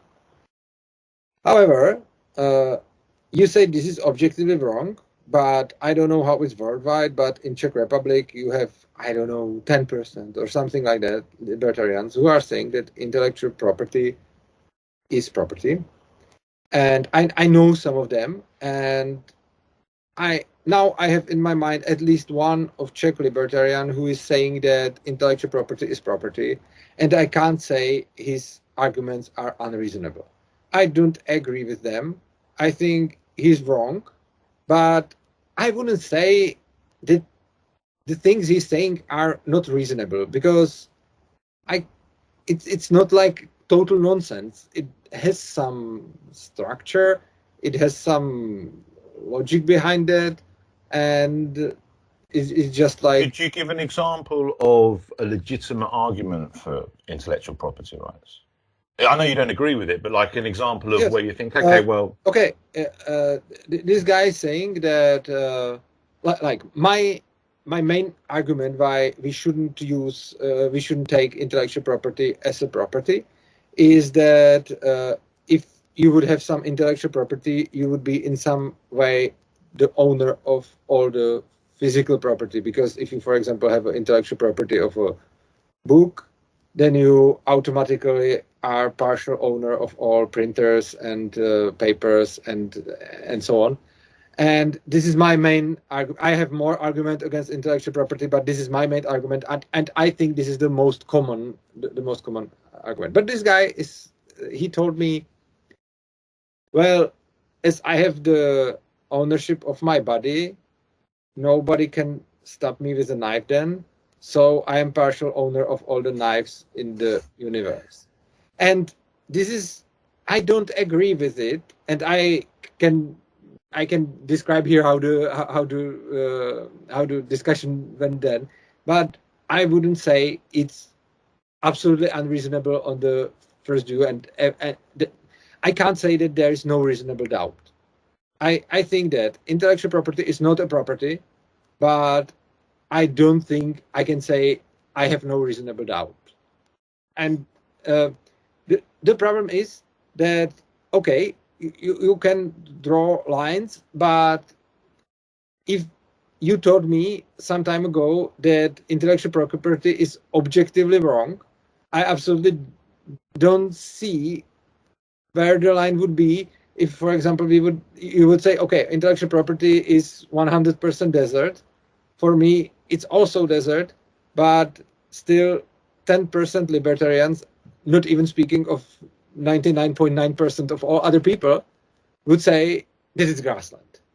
And I see this is a problem, because I can see, for example, that somebody have just no argument. He has just feeling. Okay, but well, I wouldn't say just, but he has some feelings about it, but he has no arguments. But you can see people who they have arguments, and they are defending the intellectual property, for example. So is the intellectual property for you sand or the gray area? No, it's sand. It's black and white, because although I see where he's made a very clever argument against your argument, but I think he hasn't really defended why intellectual property is valid. He's really just picked a hole in that specific argument that you've made by saying, oh, well, if I use the same logic as that, then I can say this, with regards to my ownership over other people's use of knives, because they're not allowed to stab me with it. But although I thought your argument was, I had actually heard it that way, but yeah, that's a good way of putting it, but he can come back to you with the counter that he came back to you. The way I kind of put it more is, like if I steal your car, then I've taken your car from you. If I steal your idea, so steal, I put in quotes, steal your idea, I haven't taken anything from you. You still have your idea. Like the thing is about stealing actual property, real tangible property, is the aggression involved in taking that. If I can magically copy your car without actually taking it from you, like if I had some machine that just magically just done it without, then it's like, where's your complaint? Where's your complaint that I've aggressed against you? Whereas if I take your actual physical property, then you can make the claim that I've aggressed against you. But if I take your idea, I don't see where your argument is from a point of view of self-ownership, which is where all the property rights come from, essentially. Let's have a bit conversation about this topic. I agree with you. I think that intellectual property is not a property, but I would try to defend it here for a while, and then we can see if this is somehow beyond our reasonable doubts. It's true that if you take my car, I lose my car, but if you take my book, I don't lose my book, and I don't mean the paper book, I mean the idea. Yeah. Of course, that's true. On the other hand, if I step on your yard, you also don't lose your yard. And then I go away. And if you didn't even notice that, you didn't lost anything. And still, I definitely violated your property. So if you said, don't own my yard, I did it anyway. You didn't see me there. You didn't even know that I was there. It's still violating of your property, and you didn't lost anything. So I think this argument with that in the case of the stealing car is not. I just told you another example when I can break your property, obviously, and you are not losing anything. So I think this is anti-argument against that one. Well. Yeah, I get what you're saying. But the thing is you still have physics. You still because the thing is, if you trespass on my property, but I didn't know you did it, and you didn't cause any damage and all the rest of it, then you could be like, oh well, no harm, no foul. But you did trespass on my property, and if you did do it when I did see you, I could view it as some kind of threat. I would have right to, demand that you leave immediately, and if you refused, I could push you off and use proportionate, reasonable force and all that sort of stuff. It's like, I understand the argument you're making, but it's like, there is still a violation there, because we're accepting that it's your property and I'm not allowed to use it. So stepping onto it is, using it, let's say. But there's obviously severity and all the rest of it. And if you can't really point to any damages, it's difficult to claim much from me. So it's kind of like, let's say I pushed you that's an act of aggression. That's that's a violation of non-aggression principle. But it's so small that there's not much you could do other than maybe push me back justifiably. If I walked away, you say, well, I need something done against this person. It's like that. It's like, okay, well, people go to him, say you're not allowed to do that, and we'll use force against you to stop you, and all the rest of it. But it's hard to think of a proportionate response that would be justified. But technically, he still violated you. He's still done something that like he done. What I'm saying is like if I copy your book. Yeah, the point you make about, okay, well, there's just like if I walked onto your property and then I walked off, you didn't even know about it. So there's no real harm that you can point to. There is still a physical violation. You just didn't know about it, and there was no harm left, and the violation was so small that you didn't even notice, and all the rest of it. So it seems to tie more to severity. But if I take your book, doesn't matter like what I do with it. It's like I've. Yeah, I know what you're saying, but it's like because the thing is we've established that the property is your property and somebody is not allowed to trespass on it. Sorry, I'm having difficulty with this argument. Actually, I will admit, because it's difficult to articulate exactly why. But I suppose because the way I conceptualize it in my own head, I start with self-ownership. I say that's our only presupposition, is that we have right over ourselves. But then that right then gives us the right to property, because we can create property that we have a better right over somebody else. That lake over there, we have equal right to use it because it's not either of our property. But if I build a house, then I built that house, and that's the product of, that is my property, and I have that exclusive right. So it's not. So there is this. So it's the issue of what you have a right to. Now, saying, like, I don't have a right to go into your property because it is your property. Now, I might be able to do that in a way that's small and unnoticeable, and little to no harm comes of it. So the violation is very, very small and almost trivial, but it's still technically a violation.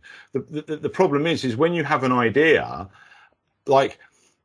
You can't you can't own an idea, because to copy your idea is just an exercise of my self ownership. I'm not using your property. I haven't trespassed onto your property. So I understand what you're saying, that your counter argument does kind of give a counter to my argument about, I could use it and it's not harmed you because you've still got your property, just like you've still got your property if I trespassed on it. But I did trespass on it. I did step on it.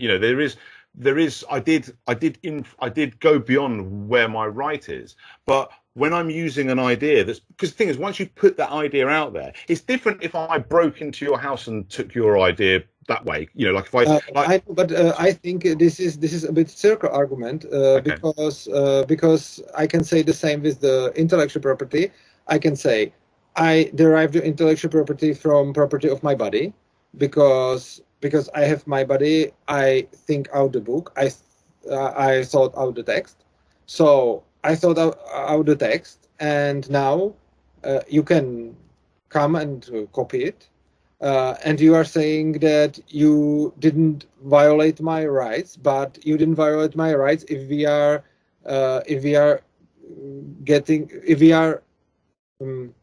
assuming that the right is only the physical property and not the intellectual property. But you can't assume this if you want to defend it. So you can't say as an argument that you didn't break my physical property because you brought my intellectual property. So if you want to show that the intellectual property is not a property, you can't use it as assumption, or I don't know how is the word. And I want to say one more thing. The harm is subjective, and I am not showing the trespassing as a little harm. If you would be a person who would be, for example, obsessive on his property, or I would be the person you really hate, and I would be the person you absolutely don't want there, the harm does not need to be little. So it can be even, the trespassing can be even harming a lot. As well as the intellectual property it both can do a lot of harm. And the point is that in the trespassing, you are not losing any of your property. So this was just, you said that when I steal your car, I know that there is a problem with the security. There is a problem with the security, and there is not problem with the security in the intellectual property. On the other hand, we don't have security problem in case of trespassing somewhere where you are not, because the harm would be then just even your harm would be probably just even mental and not physical, because when I trespass it, and for example you don't see me there but you find out later, you can have big mental harm but no physical harm.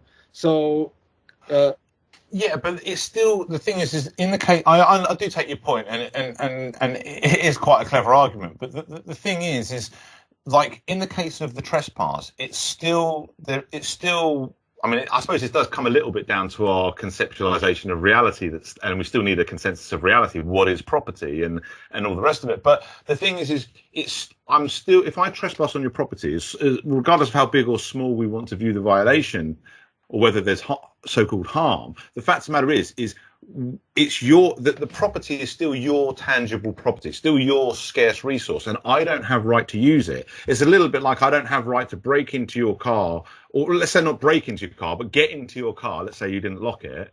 Or copy my book. Well, yeah, but the thing is like, if I touched your book, then I've my book without breaking property. The idea, yeah. I mean, I suppose it comes down to basically saying that ideas aren't property. You know, I understand that sounds a bit circular because I'm saying, oh, well, it's not property because it's not property, kind of thing. So I get you what you're saying about the flaw in my argument. I mean, to be honest, I think the failings here is on me rather than on the argument, me not doing a very good job of presenting it. But it's basically like, you know, if the point is like, I don't have a right to your scarce property. Like, I don't have the right to burn your house down, obviously. That same thing that says I don't have a right to your property because it's your property, it's your scarce property, also says I don't have a right to trespass on it.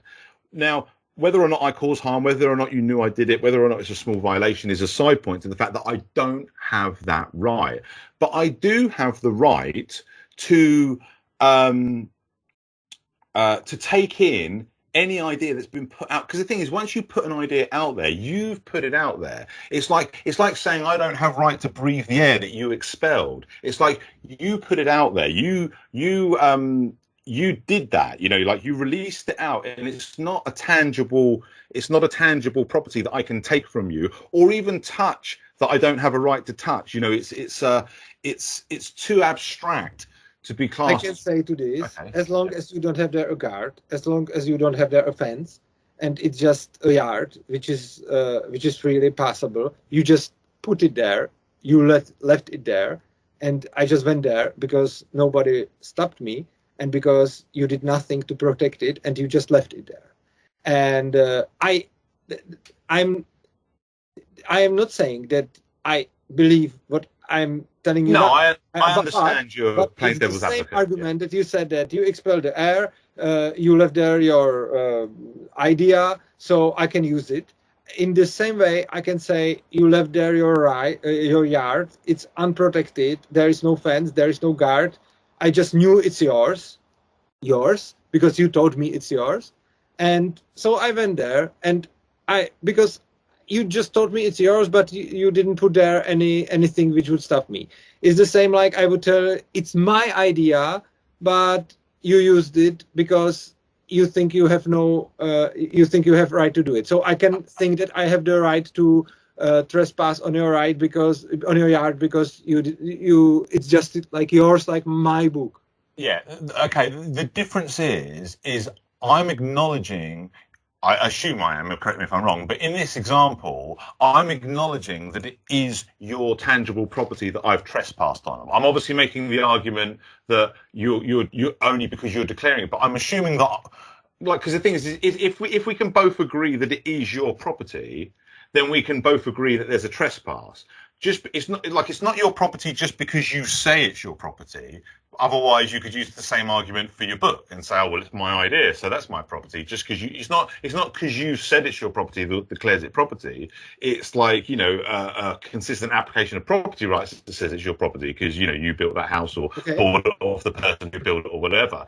So what I'm saying is if he's acknowledging that that's your property that he doesn't have a right to, and acknowledging that it would be a crime if he, say, burnt it to the ground or took it from you or excluded you from it, all of those things are acknowledgement that it's your property. So even if he actually did take it, you know, if he did take, his only argument really is that he's not actually done any harm to it. But by acknowledging that it's your property, he's acknowledging that he doesn't have a right to it. So he's acknowledging there's an offence in his trespass. Sorry, go on. I can say, as long as you copied my book, I don't think you are a legitimate owner of your yard.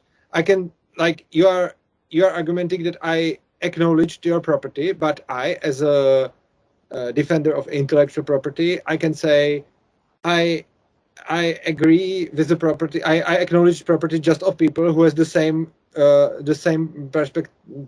perception of property as I do.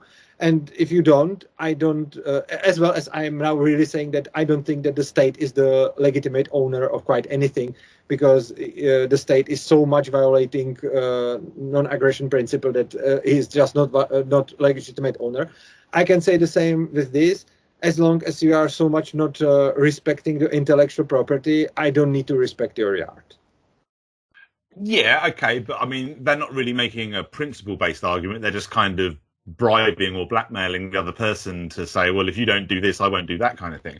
My point is like, what I'm saying is if the other person, like the trespasser, will admit that he's not allowed to steal that property, he's not allowed to burn it to the ground, he acknowledges that it is the other person's property. If we work from that assumption, obviously if he's disputing that the guy has rightful claim over it, like he would be with the intellectual property, then that's a different thing. But we're assuming that the trespasser, because the thing is like in the case of the intellectual property, the reason why, let's put it this way, the reason why I can't trespass on your property, but I can take your book, is because I acknowledge that your property is your property. I couldn't exclude, you know, I couldn't take it from you. I couldn't do what I wanted with it because it's your property. My argument that I can trespass on it because you didn't know, or it's small, or you've still got it afterwards, or whatever, doesn't hold water to the fact that I've already acknowledged that it's your property, which implies that I don't have a right to it.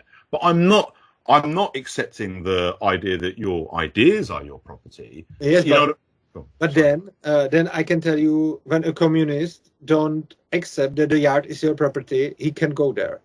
But I don't think you think this. So I don't think you use that argument against me, because if you use against me that argument that if I acknowledge your property, then I can't go there, it also means that if you don't acknowledge my book property, you can copy it, then you would have to also agree with that if communists don't acknowledge your yard and your house as your property, he can go there and take it. So I think this argument is invalid. Just to, yeah, I understand what you're saying, but just to clarify my argument, I wasn't saying that because I don't recognise your property right, that gives me the right to violate it. That wasn't the crux of my argument. I was just saying that because I was saying it from the other point of view. I was saying that because I do recognise your property right, as in like I do recognise that then I can't trespass on it, even if that trespass doesn't do any larging damage. Obviously, so I'm not saying that it's down to whether or not I agree with your property rights. I'm saying because I'm saying we can still deduce that somewhat objectively from the concept of self-ownership. Like what I'm saying is like the commie who wants to come and take my house doesn't have a legitimate argument for saying that it's not my house or that he has a right to take it. You know, like based on self-ownership, I can assert my property rights and say, no, you know, you don't have a right over this to me because I created it. Again, this is on the presupposition of self-ownership. Like nothing. But what if I would, based on my self-ownership, say that the book is my property? Yeah, but what I'm saying. Sorry, go on. What if I would say the same way as you are saying to the communist that he can't go to your property because yet your property is derived from your self-ownership? What if I tell you that the property of my book, the text of it, is also derived from my self-ownership because I created it? Right. Okay. Yeah. Yeah. But that's not the. Yeah. Okay. But that's not the only. I mean, that's a good counter to that one point. But that's not the only thing that makes it aggression for me to take your property. Like, it's not. It's not just your property because you created it. Although. So what are the other points?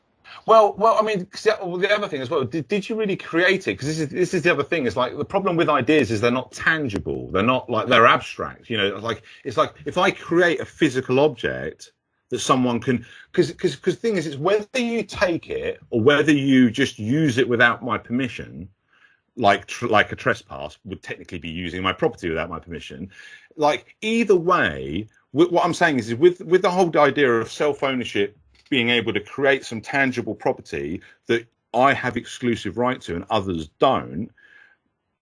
What I'm saying is the reason that doesn't work with ideas is because ideas aren't tangible property. Like it's I suppose from my point of view, I find it hard, like because I do see where you're coming from with a lot of these counterpoints do counterpoint like a specific argument. Like if I say, oh well, that's my property because I created it, you say, well, okay, that's my idea because I created it. Or if I say that I can copy your book without depriving you of your book, you say, well, I can step on your yard without depriving you of your yard. Like you can counter these specific points on an individual level, but the overall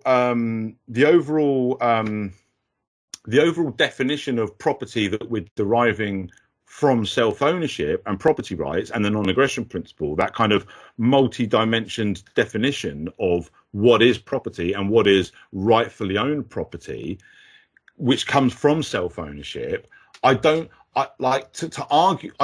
see how you can apply all of those factors to ideas, because you don't have the aggression from taking it from, you know, you can't take it from me. It's not like it's not a physical thing. It's like, you know, it's not interesting, but I think you are saying that from the definition of non-aggression principle, I can't do that.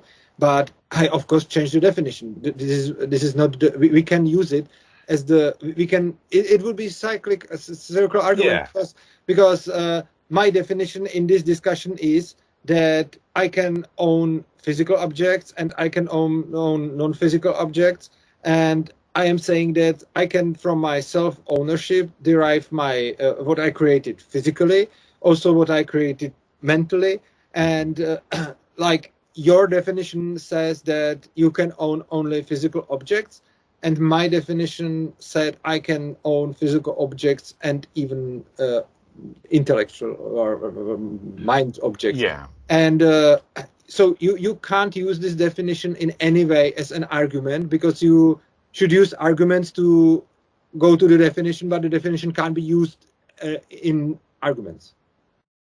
How do you mean? Sorry. The definition of the property can't be used as an argument, because it is the result to which we are going. Because as you are using that you can only own physical objects, I can say, no, you can own physical and non-physical objects. So we can't use this definition in any way as an argument, not you and not me. We can't use this as arguments, because we should bring arguments and come to the end. Yeah, okay.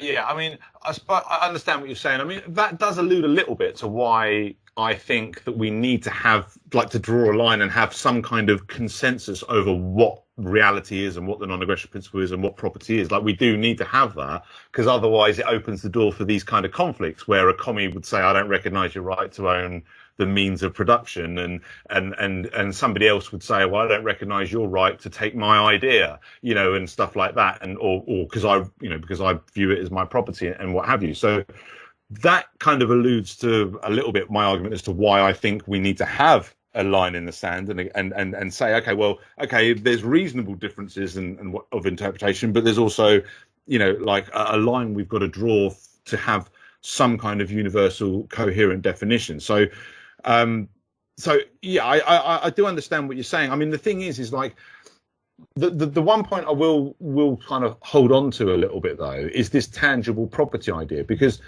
whether or not, because the idea is if it's your like if there's an actual it's physically here, like, you know, that, and we say, okay, well, that's your property. If it's depending on my accepting that that is your property, but if I accept that's your property, then it doesn't matter whether well, it does matter through a severity point of view, but I don't have right to it, whatever it is. Even if I do something that doesn't harm it, the fact is I don't have right to that. That's the only point I was making with regards. I know what you were saying about, like, oh, well, you still got your book. Well, you still got your property if I step on it. But the fact of the matter is I don't have a right to it because it is your physical property. Your idea is not your physical property. So that's why I feel like I have a right to it, because it's just an idea out in the ether. It's not like it's not something that you can because it's not a scarce resource. You can't have that. Well, not scared. I'm struggling to find the right way to explain this, but I know that, or I still feel like I'm right, but I'm struggling to really articulate why. I also think you are right. Yeah, I understand that you're playing devil's advocate and showing the argument rather than saying that you agree with the argument. I wanted to show you that this is the problem with the drawing the lines. You said the problem is these 2 points. At first, you say black and white, intellectual property is total desert. On the other hand, you are saying beyond any reasonable doubt. But I think that our discussion here is quite clearly showing that it's beyond no reasonable doubt, because even that we were discussing about it for 15 minutes. And after that 15 minutes, you feel you are right, but you can't put it into word. And I know it's very hard and very difficult. I think that this is quite proof that it's not beyond any reasonable doubt, because if it would be, I don't think that we could get into this situation, because I think that the doubts are reasonable. I think that just because even if we both are agreeing with that intellectual property is not a property, and we can have here discussion, and in the discussion the one who is defending intellectual as a property is not like absolutely lost the debate. It's just like all the time running, and we are argumenting and counter argumenting. I don't think we can say this is beyond all reasonable doubt. And I feel this as a bit ambiguous in meaning, like, on the other hand, pure desert, and on the other and no reasonable doubt, and on the other hand, this. So I am not telling you that you should or shouldn't draw lines. I am not coming with some conclusion. I'm just pointing on that it's very hard to draw the lines, and that draw a line, for example, that intellectual property is definitely not non-aggression principle.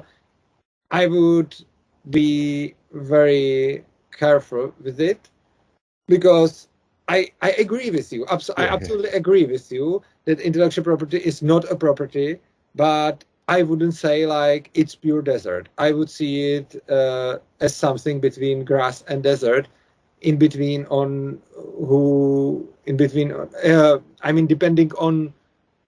who is judging it and what arguments the person brings to the debate.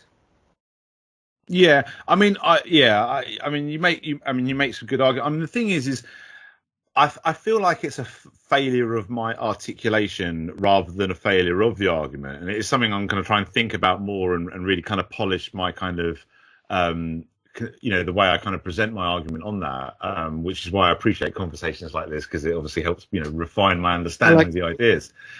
But I suppose, like, because the thing is like every individual point you can give me a counter. Like I say, I can copy your book, and you've still got your book, and you're like, well, I can trespass on your yard, and you've still got your yard, and that counters that one little thing. But my point is I can say, well, but I can establish why my property is my property, and why, like, I should have why I have right over it, and why you would be aggressing against me if you were to, say, steal it from me and what have you.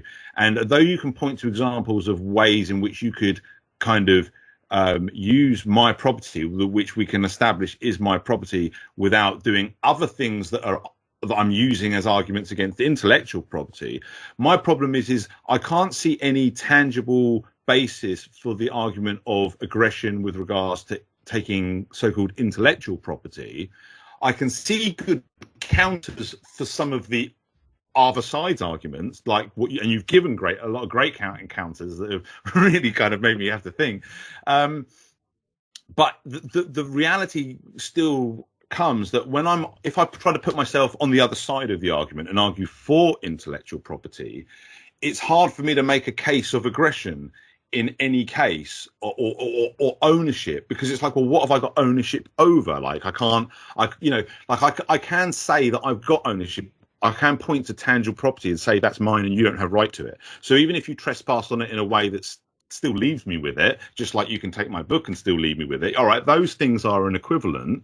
But the overall comparison between intellectual property and tangible property isn't an equivalent in all in all directions, if you know what I mean, because there's still a distinction to be made. There's still the fact that if I was to take that property from you, not just trespass it, not just use it without hurting you, but actually take it, you would be without it. Like we do have something that we can use to actually establish and call it property that wouldn't apply to like an idea or something like that.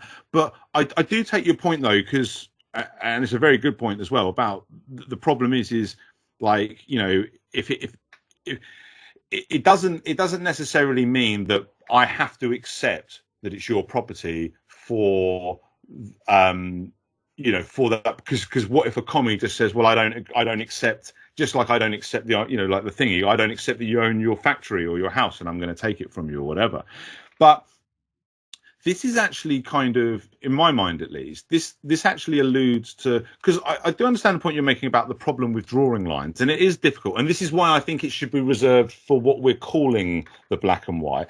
I agree there's no absolute certainty. I still think we can get what we would call a reasonable certainty, because we can lower the bar a little bit to take it from absolute to reasonable. But my point is I actually think that what this, as well as revealing my own flaws in articulating my argument against intellectual property, I think this also does reveal, though, the danger in not drawing the lines with regards to saying what is, okay, this is property and this isn't. Because if we don't do that, like I'm saying we need to do with intellectual property, like I'm saying we need to do with saying children aren't property, and all these other little things that libertarians are disagreeing with, the reason why I'm not happy to just say, okay, well, let's just agree to disagree, I'm saying, well, no, if there is a right answer here that we can like objectively identify according to the principle, then we need to find it, because we do need to draw a line. Because if we don't draw a line, just like we're not going to do with intellectual property, then the same danger occurs with things like the commies not recognizing your right. Yes. And this is why, in a practical sense, I feel like we need to draw these lines, because otherwise, if we don't have some kind of consensus on reality, some kind of consensus on property, aggression, and what have you, then people are just going to be in conflict with each other, because the commie won't recognize your right to own the factory, you will recognize it, and you'll fight each other over it. But you could say, okay, well, the same thing could happen over the person who's trying to take my book. But the difference is you've actually got a tangible argument for why your property is your property, why they can't, if they took it from you, you wouldn't have it anymore. And while, okay, trespassing it doesn't cause you any lasting harm of taking it from you, it's still your property that they don't have a right to, that, you know, that they're using without you using. Whereas because an idea isn't like tangible property, I just, you know, like you've got that kind of thing. Well, where's the aggression that you're pointing to when I you know, copy your idea or whatever? You know, you put it out there into the ether. If it's like, you know, I feel like this kind of reveals why we need to draw the lines, because like we need like to have, if it's possible for humanity to unite at all, like if that's even possible, you know, even theoretically, forget about all the practical problems, but even theoretically, then the only way it's possible is if we all accept the right over that we have right over ourselves, like that self-ownership, and go from there. And that gives us that right to own property because of how we create it, and because like I say, if you could copy my property, then I don't have a problem. If you can copy my house, which is more of an equivalent to copying my book, if I wrote a book, you can't take that book.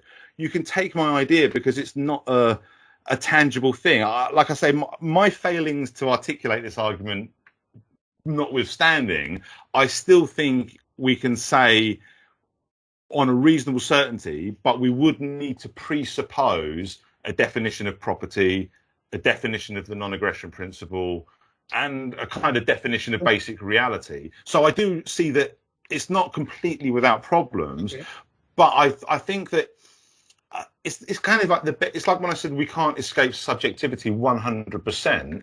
We can minimize it to that, to what's like when we talk about humanly possible, when we talk about reasonable certainty. These are all acknowledgements of the fact that we can't achieve absolute perfection, but we can kind of draw reasonable lines of that are consistent with the principle. And, like I say, if we're having a distinction between a desert and a grassland, we can say this is definitely the desert because we've already defined what a desert is and how it's different from the grassland. So we can use that definition to draw a line that is as objective as possible. And we can do the same with property. Sorry, go on. Look, with the intellectual property, I got some discussions with Czech libertarians some of them are defenders of intellectual property. So I read a lot of arguments for and against. And I don't think that your problem is just that you can't formulate the argument, but I think that there is no ethical essential principle argument for that intellectual property is not a property.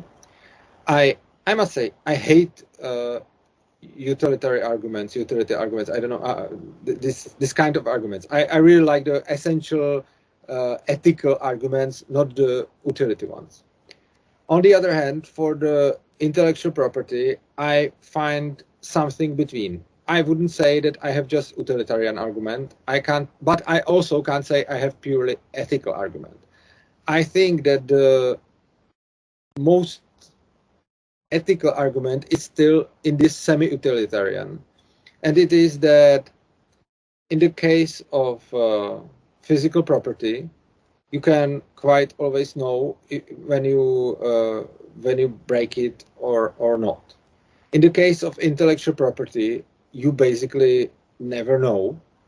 So this is my final argument for physical property, that in case of physical property, it's not always clear when you are breaking it and when not, but in most cases it is. And moreover, you can act in a way that you can be quite very sure that you are not breaking any physical property. Not 100% sure, but you can adjust your reasonable certainty that you are you can be very sure that you are not breaking. If we would use the intellectual property as a property, you can be literally never sure that you are not breaking somebody's property. And this is something which I don't see as pure ethical argument, because it's semi-utilitarian argument. It's kind of practical, utilitarian, people will be more wealthy, more something, not like this, more happy and so on.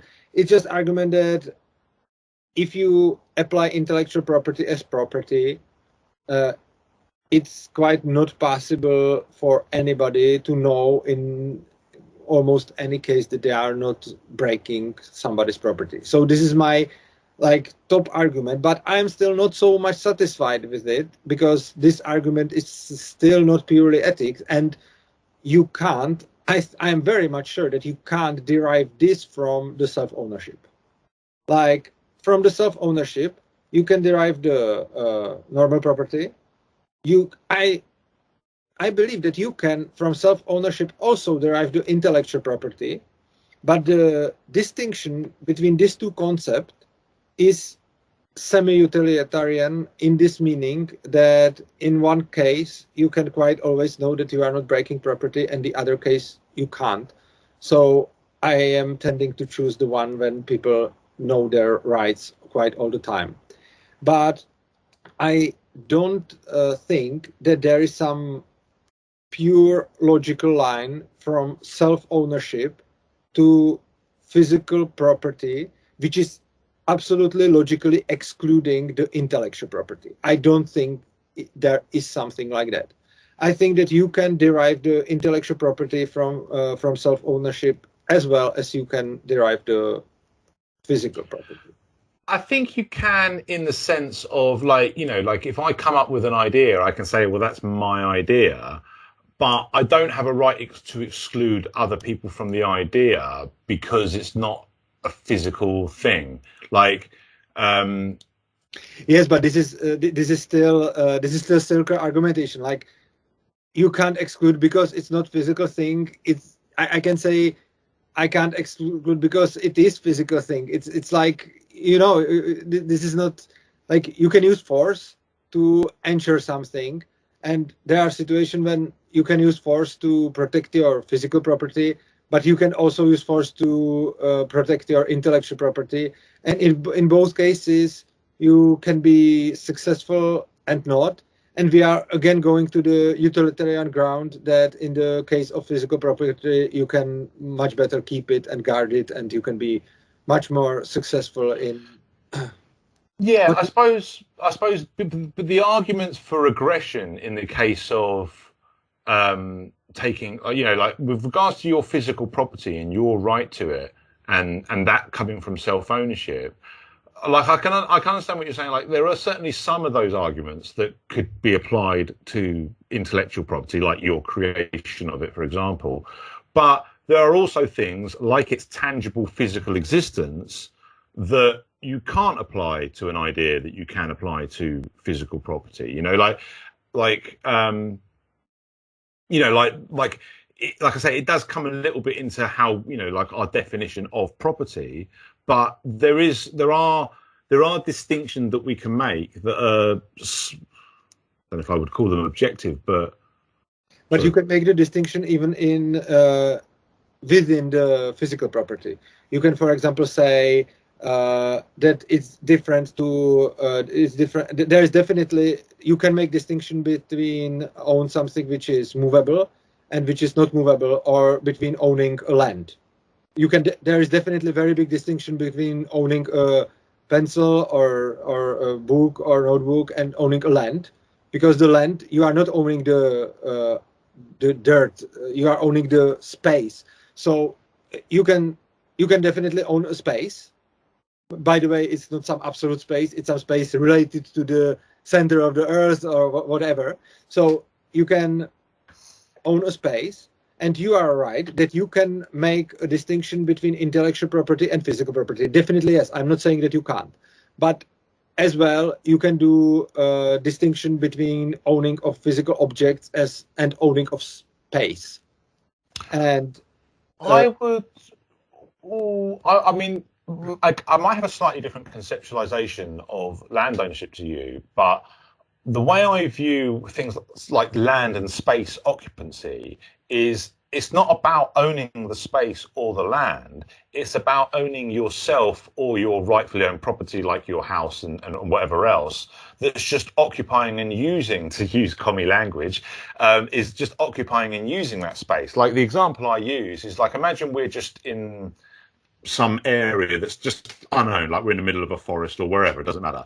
We both agree that we both own ourselves, but the forest is neither of our property. So we both have equal right to stand in a spot. So now you're standing over there, say you have a little picnic with your family, and I want to stand in that spot because we have equal right to it, but you were there first. And because we both have equal right, the person who was there first, who's now occupying and using it with their rightfully owned property, which is themselves and whatever else they've got going on with their picnic, and it would be aggression for me to, you know, take you off that and what have you. But in my mind, you don't own that land, you don't own that space. I mean, you kind of do, but it's only as an extension of your ownership over yourself and your rightfully owned property. And I basically apply the same ethos with. Yeah. But you can say the same, and you are absolutely right. I agree. But my point is that you can say the same about your intellectual property. How so? And this was my point for all the time. You can say the same, that the intellectual property is extension of my self-ownership. You can say the same thing about it. That as well as you are using space, then you can use poem. Yeah, but the thing is like space again. I know scarce resource isn't the Yes, one is scarce, one is not. So I also agree that the space is scarce resource and the poem is not. But the point is that you are owning it even if there is no scarcity problem. So if you would be some communist who would say that you are owning it just and only when there is the scarcity conflict, like as long as you are standing there, it's yours, but when you move somewhere else, it's not yours anymore, then you would be right. But you are also saying that you are still owner of it if there is not the problem of scarcity. So this is... Well, I mean, just to clarify what I mean by scarcity, I mean by the fact that like with something being a physical object, it doesn't have to be like scarce as in there's not much of it in that sense. But like if I own like a car, like those particular, like it's all a physical object. Like I, like my idea, I can have that completely. I don't have to it's not a physical thing that I have to give you some of and then I've got less of it and what have you. It's like it's almost like a different realm. It's almost like you've got the physical world and then you've got the abstract, and your ideas exist in the abstract. And I suppose I'm saying that's not something that I recognize as property, because property relates to the physical world and ideas. That not. The point is that I can just, like you say, the property only exists in physical world, and I can say no, and because this is not an argument, this is the definition. But I would like to, if you wouldn't mind, I would like to try another such a debate. And it's maybe we would have the same opinion to it, maybe not, because it's when we were talking about deriving things from the self-ownership, I believe that a person can sell himself to the slavery, that you can release the ownership of your own body. So I think that you can give up of your self-ownership, and I know that in the Czech community of libertarians, this is I'm in the majority of people who think this, but in the world community, I think that the majority is saying that you can't sell yourself to slavery. What do you think about this? I think you cannot sell yourself into slavery, but I want to elaborate on what I mean by that, because it's kind of a complicated thing. Because the reason why I say you can't sell yourself into slavery is like you can make that contract, you own yourself, and you can make whatever contract and commitment that you like. But the problem is it's like saying I will transport you to Saturn or something. It's like it's physically impossible, or it's like it's impossible for me to actually. I mean, it's a little bit how I'm defining slavery, and like saying like, okay, now because the problem is slavery is basically saying, okay, well, I'm your property and I no longer own myself. Now I own you. And the idea is well, if we own ourselves, we can sell ourselves so that somebody else now owns us. And if we own ourselves, like I've got the right to sell my car to you, so why don't I have the right to sell myself to you?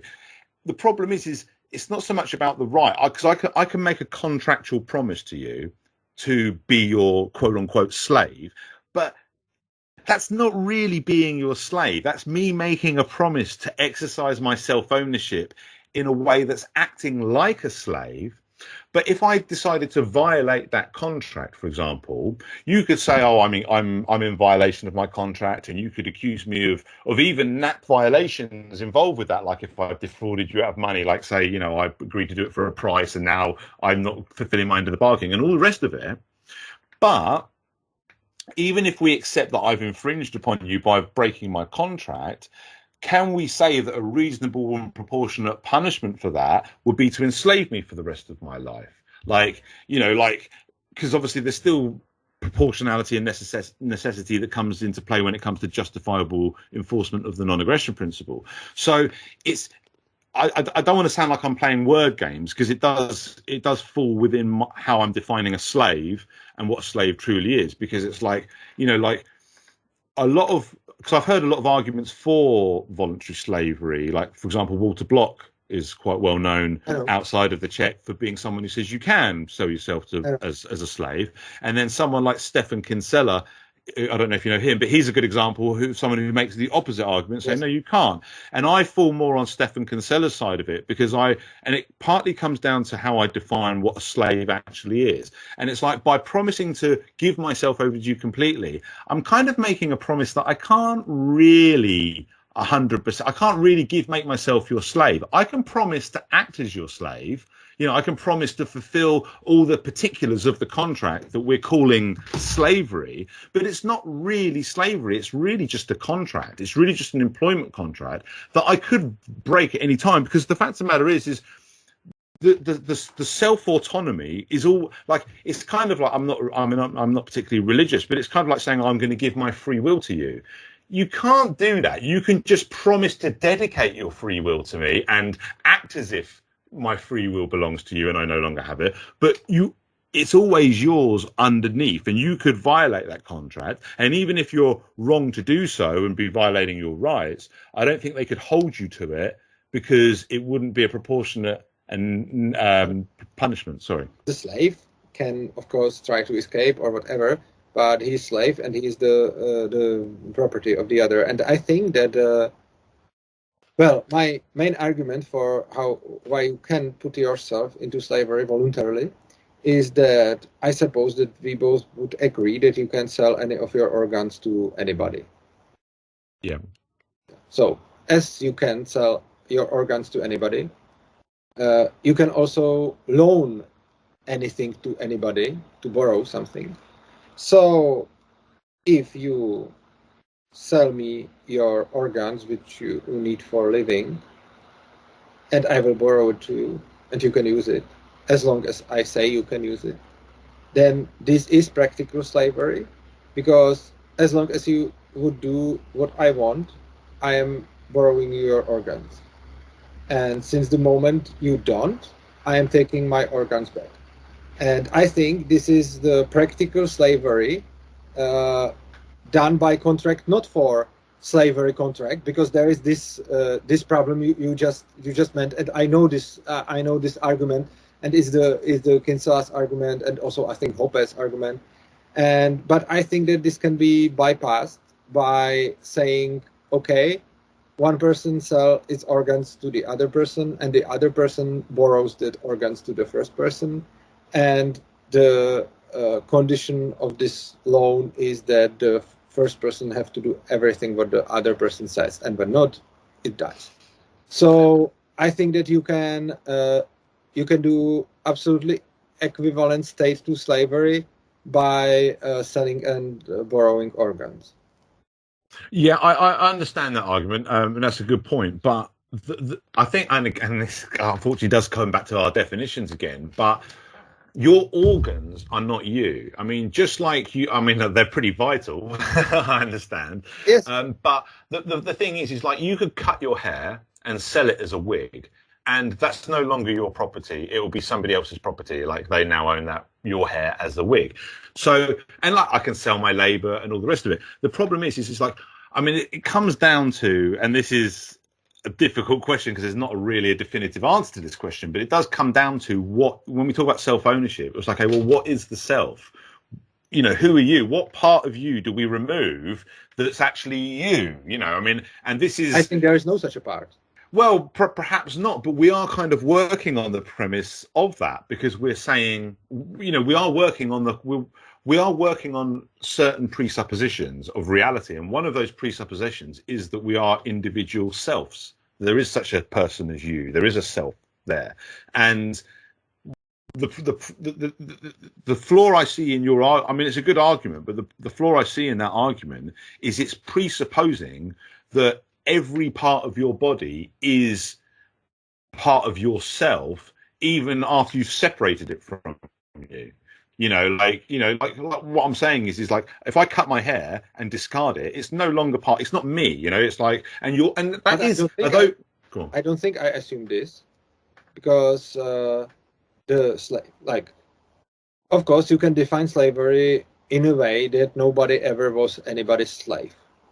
Like if you define slavery by some quite weird way, like that you are a slave only in the circumstance that somebody own yourself, whatever the self is, then you can even come to that there was no slavery ever in the world, because no slave was putting his self to somebody.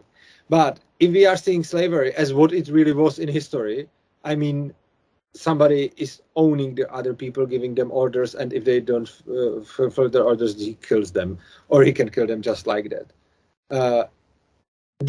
In this, there is nobody is asking who is owning the self of the person, and in this, I find the arguments of those people who are saying that you can't sell yourself to the slavery as quite inconsistent, because I suppose that if you would ask Kinsella, I think that Kinsella would say that you can't sell yourself to slavery because you can't sell the self. But if you would ask Kinsella, was there slavery in the United States 200 years ago, he would say yes. And I think this is one against each other. Like if you really can't sell the self, then there was no real slavery ever. But if we I see. As a slavery, what was really here, like in ancient Rome, like in everywhere, basically a few hundred years ago, then I think you can sell yourself to slavery according to now. Okay, I understand what you're saying. I mean, I've had a similar point put to me before about whether are slaves really slaves, because it's like, well, basically the argument you made. But my counter to that would be is a slave, because the problem is the slavery that was practiced throughout history was built on a certain presupposition that is almost completely contrary to the presupposition of individual self-ownership. Like it's almost antithetical to it. It's like, the idea of self-ownership is that we're not property, we're individuals who have right over ourselves.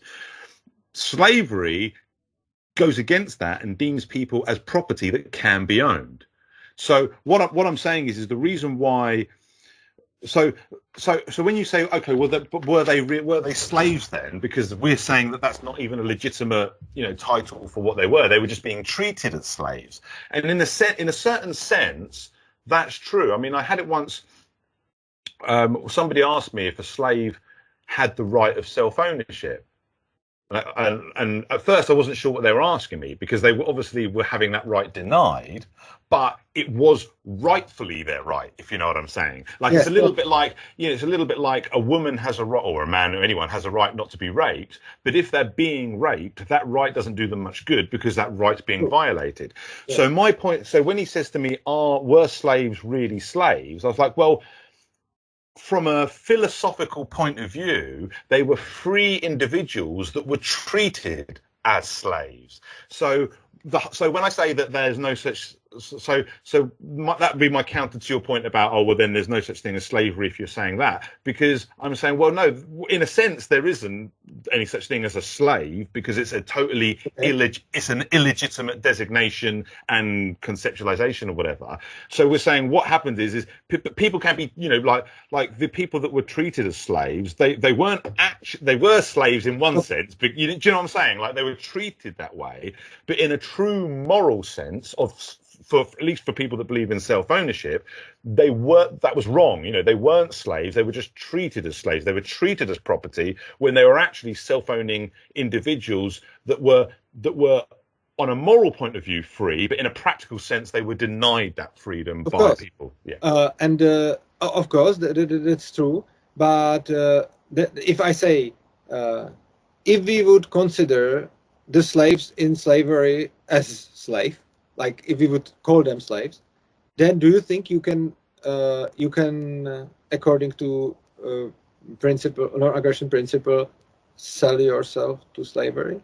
If we would call that what was here as slavery.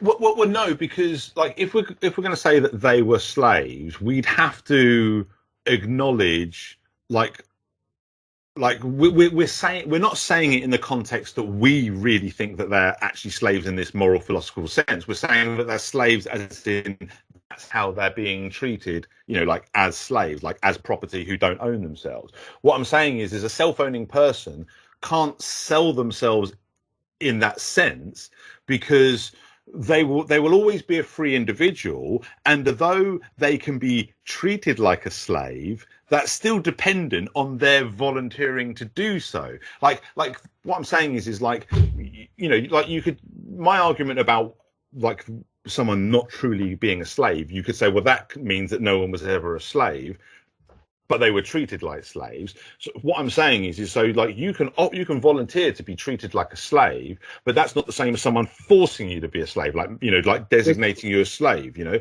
because if you're volunteering to be a slave, that's more like employment. That's like I volunteer to use my, like, what I'm saying is one recognizes your right as a self-owning individual to commit to contracts, and the other considers you to be property who doesn't have right over themselves, who other people can buy and sell like they would a chair or a car or whatever else. So that's kind of like, but they still have the rights, so they are just suppressed. Yeah, I guess so. Yeah, but what I'm saying is if so, yeah, I mean, it's like it's a bit of a failing in our language, and I don't mean different languages. I mean in human language. I know what you mean. Yes. You know what I mean? But like, you know, because it's like, because that's the problem I had with this other guy when he said, well, did slaves have self-ownership? I was like, well, no, they yes, but no, but well, they did in a moral sense, but they didn't in a it was denied to them sense. And that's what I mean about like the slaves in the past. So even by non-aggression principle, you can get yourself to this state, to the same equal state that you are treated as a slave, and it's legitimate. Well, no, because they're both. You could get yourself into a situation that has all the trap that seems to be on the surface the same, but you're coming from a completely different premise. You know, like yes, but the question is if it's legitimate to make a contract that you are treated as a slave, but whole the thing is not violating non-aggression principle. Do you think this is possible or not? Depends on how you say treated like a slave, because classed as the history. Well, the thing is, you could have a lot of the trappings of slavery, like on a surface level, you could be, but there would be underpinning things that would be different. You know, like the underpinning difference between employment and slavery. You know, like there are you know, what I'm saying is like. In actual slavery, your self-ownership is just not, it's not there as a presupposition. It's not there as a premise. You didn't sell yourself into slavery. Someone saw you as property who has no right over themselves, declared you a property, made you a slave and all the rest of it.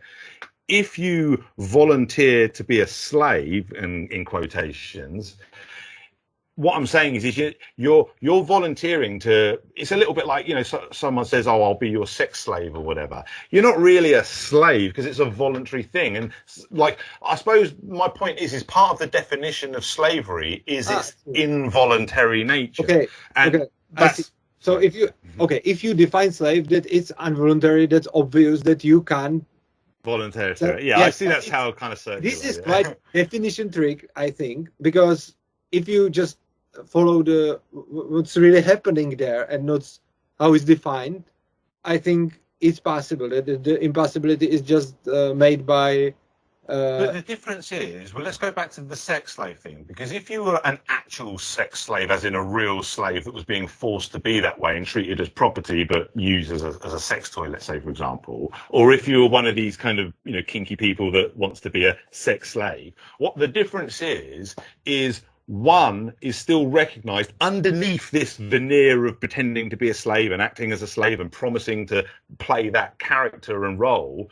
Underneath that is a recognition of that person's self-ownership as an individual, not property. Whereas the other scenario of actual slavery and the sex slave is underneath that is no recognition of them actually being the true owners of themselves and volunteering their property. It doesn't matter about their consent, you know. So what I'm saying, and because of that, and that underneath isn't irrelevant to what's happening on top, because the person who's viewed as property and has no ownership over themselves, there's not going to be any recognition of their right to change their mind or anything like that. Whereas the person who has that self-ownership, who did sell themselves into it, the same self-ownership that gave them the right to make these contractual promises that very much look like slavery on the surface, they don't have that foundation of slavery where that person is a bit of property, because underneath it is that self-ownership. That person isn't. I mean, what I'm saying is one started with the idea that you're not a piece of property, you're a self-owning individual. Yes, and the other one started with the idea that you're a bit of property. Yes, so you can get out of one because you can invoke the premise that, like, what I'm saying is, if you say you volunteered yourself for slavery and then you changed your mind, and someone says, well, you can't change your mind, you're a slave. It's like, well, actually, I'm a self-owning individual, and the same self-owning right that I had to make this contract. This is not true in the case with the selling the organs, because then you can't change the mind. Yeah, but that's because you separated it. No, you didn't separate them. You transferred the ownership of the organs, but you didn't separate the organs. The point is that they're still in your body, you mean? Yeah, no, not the whole. Yes, you can whole body, but even organs, it doesn't matter. The point is that if one person sells, for example, its heart or brain or whatever, but it's not separated from the body, it's just sold. You don't have to do the physical transfer to do the ownership transfer. I'm just saying it's yours, like, yeah. Yeah, so now one person owns the heart of other person, but the heart is still within the body. And let's say he owns even the body around the heart, just the chest. Let's say you sell your chest. And in this case, it's still part of your body, but the owner is somebody else. And in this case, you can't change your mind because you already sold. And by this way, he can always, by I think legitimate mean, tells you do what I want or you die, because you already sold the body. The body is there. It wasn't physical transferred, but because the owner can decide if the body will stay there or if the heart will be separated from the body. So I think that this way is exactly the way how you can't, even if the person would change his mind, it won't help because he already sold the body. So I think this will practically make him a slave. I mean, treat it as a slave, but without the chance to change the mind. Right. Yeah, I understand what you're saying now. Sorry, when you said about selling the organs, I thought about like when you actually take it out of your body and give it to something like a transplant. So yeah, okay, I understand what you're saying now, and I see the argument now, because obviously, like you're saying, if I can say that, okay, my liver's now yours and now my heart's yours, why can't I just do that with every single part of my body? Because there's no right. Okay, I understand what you're saying. Yeah, no, that's a fair point actually. I honestly hadn't really thought about it in that sense. I suppose, I mean, it's funny because I feel like we're deeping into such deep philosophical waters. We're getting to the point of what is the self. Like when we said, can you sell yourself? Well, to answer that question, you've got to really say, well, what is yourself? It's not your finger, it's not your hair, it's not your organ, it's something else. And the problem with answering that question is obviously this is a workaround that you don't need to. This argument is workaround of this, because you don't need to know what is self, because nobody you don't. mostly when there is the argumentation about the slavery, and even if I see the blog who is having the same opinion as me, and the Kinsella who has the same opinion as you, they also are debating there about what is self and what you can and what you can't do and so on. Also Hoppe, but I think that this argument with the organs is workaround to it, because you don't need to know what is self. You just can sell the body, and that's all, because you sell the physical body, and then the physical body is property of somebody else, and you definitely can sell physical body, because if you can sell single organs, then you can definitely sell whole your body.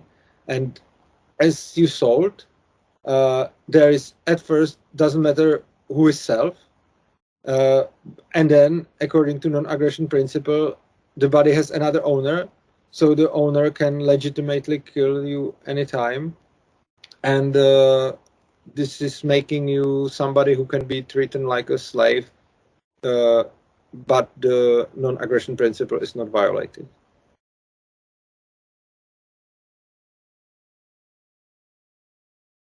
Yeah.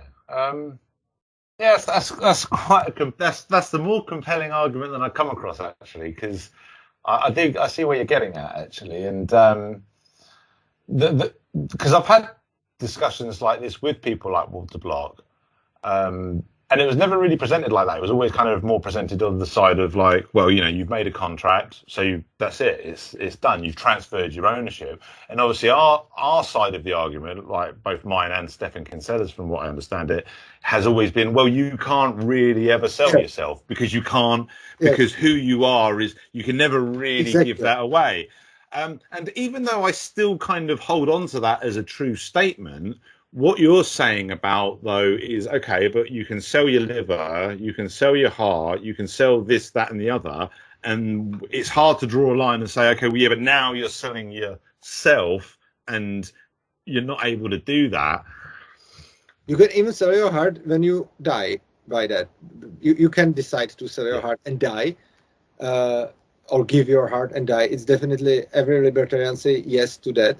But then you can also sell your heart and not die now, but die in the moment when somebody else chooses. And if you can do this, I think in this case you are practically a slave, and it's not violation of non-aggression principle, because you are, of course, the slave in the meaning of the slaves in the past were also slaves in the meaning of do what your master tells you or you die. And this is this practical meaning of slavery.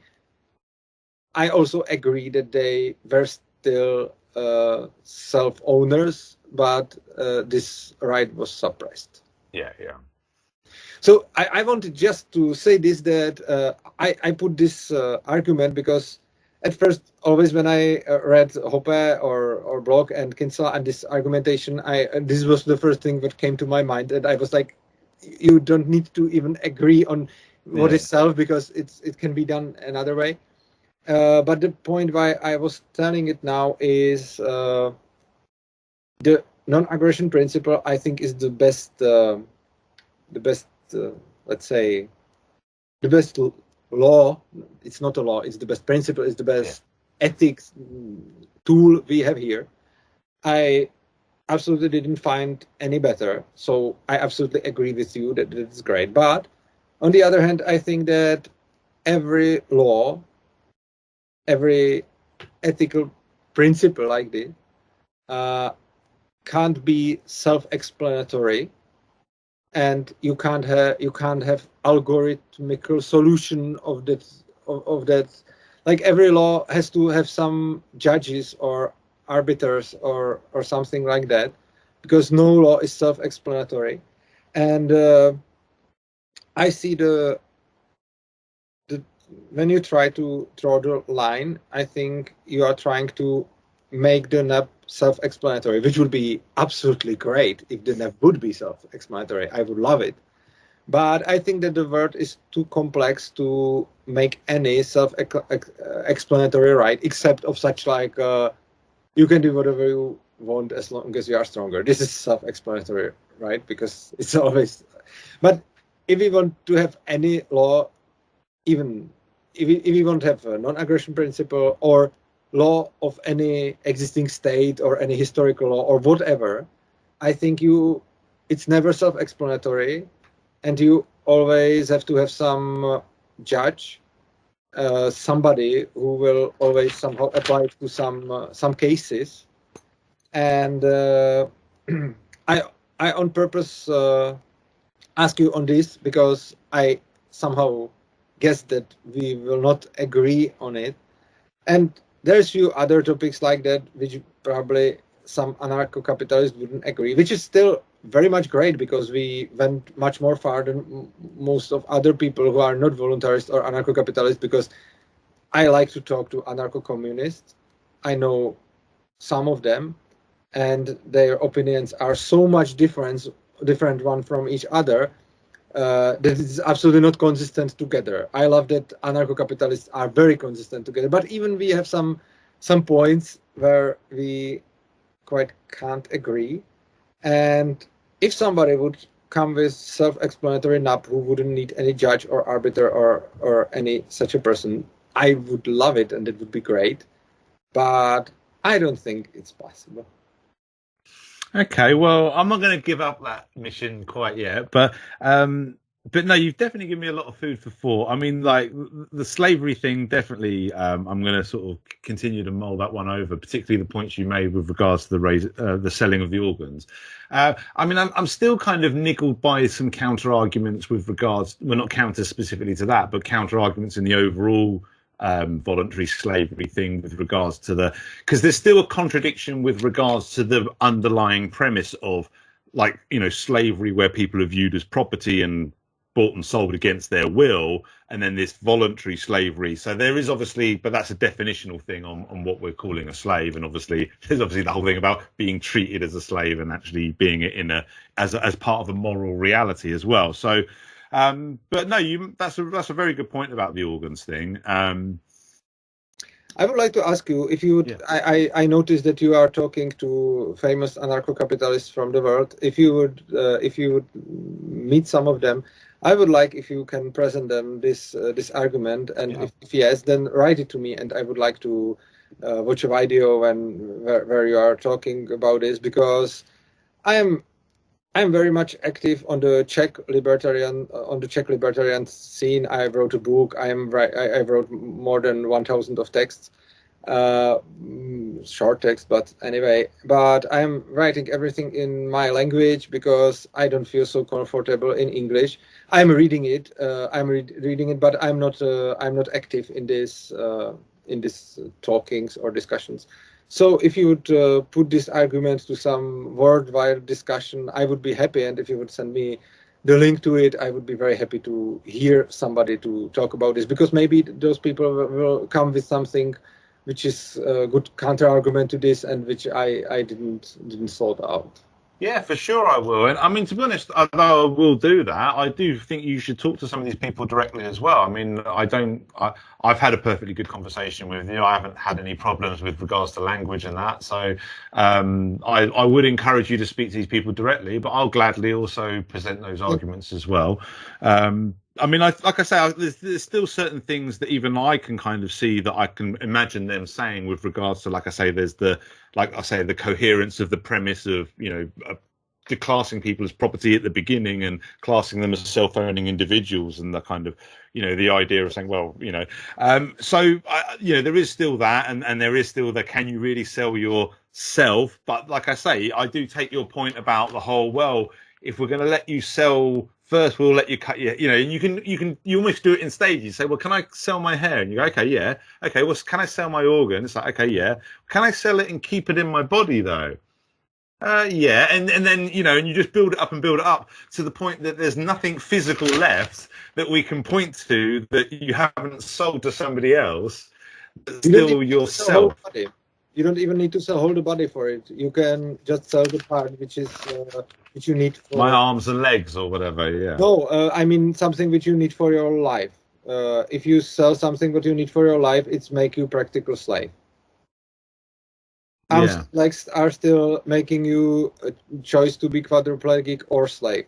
But selling your chest is just giving you the possibility to be a slave or to be dead, which is quite equal to slavery. Hello, are you there? Oh yeah. Yeah. It's. I mean, I'm good. To be honest, it's not. I think it's something I want to go away and think about more, and then I don't know if you'd be up for another conversation sometime. Okay, I would be happy. I don't know how you feel about this, but I personally like to have more than one conversation with the same person, because I always feel like we can get deeper, because you can build on the previous conversation, whereas if you have like multiple conversations with different people all the time, you're always starting at the beginning and you don't get to go deeper. Yes. So I would be glad to do that, because to be honest, the reason why I'm not putting myself into these worldwide conversations is that it's very exhausting for me, and I don't feel comfortable like that, because when I'm having the Czech discussion, I can absolutely talk for 3 or 4 hours and I'm absolutely not tired, and it's just joy. This is a lot of joy, but also a lot of I'm tired now, and I'm really like, oh my god. So if we will repeat it, I will get used to this, and I also see during the time that as I'm talking to people, or when I have to have some lesson in English, it's always better and better. So I would be glad to do it, even for maybe it will move me somewhere towards to make even English debates.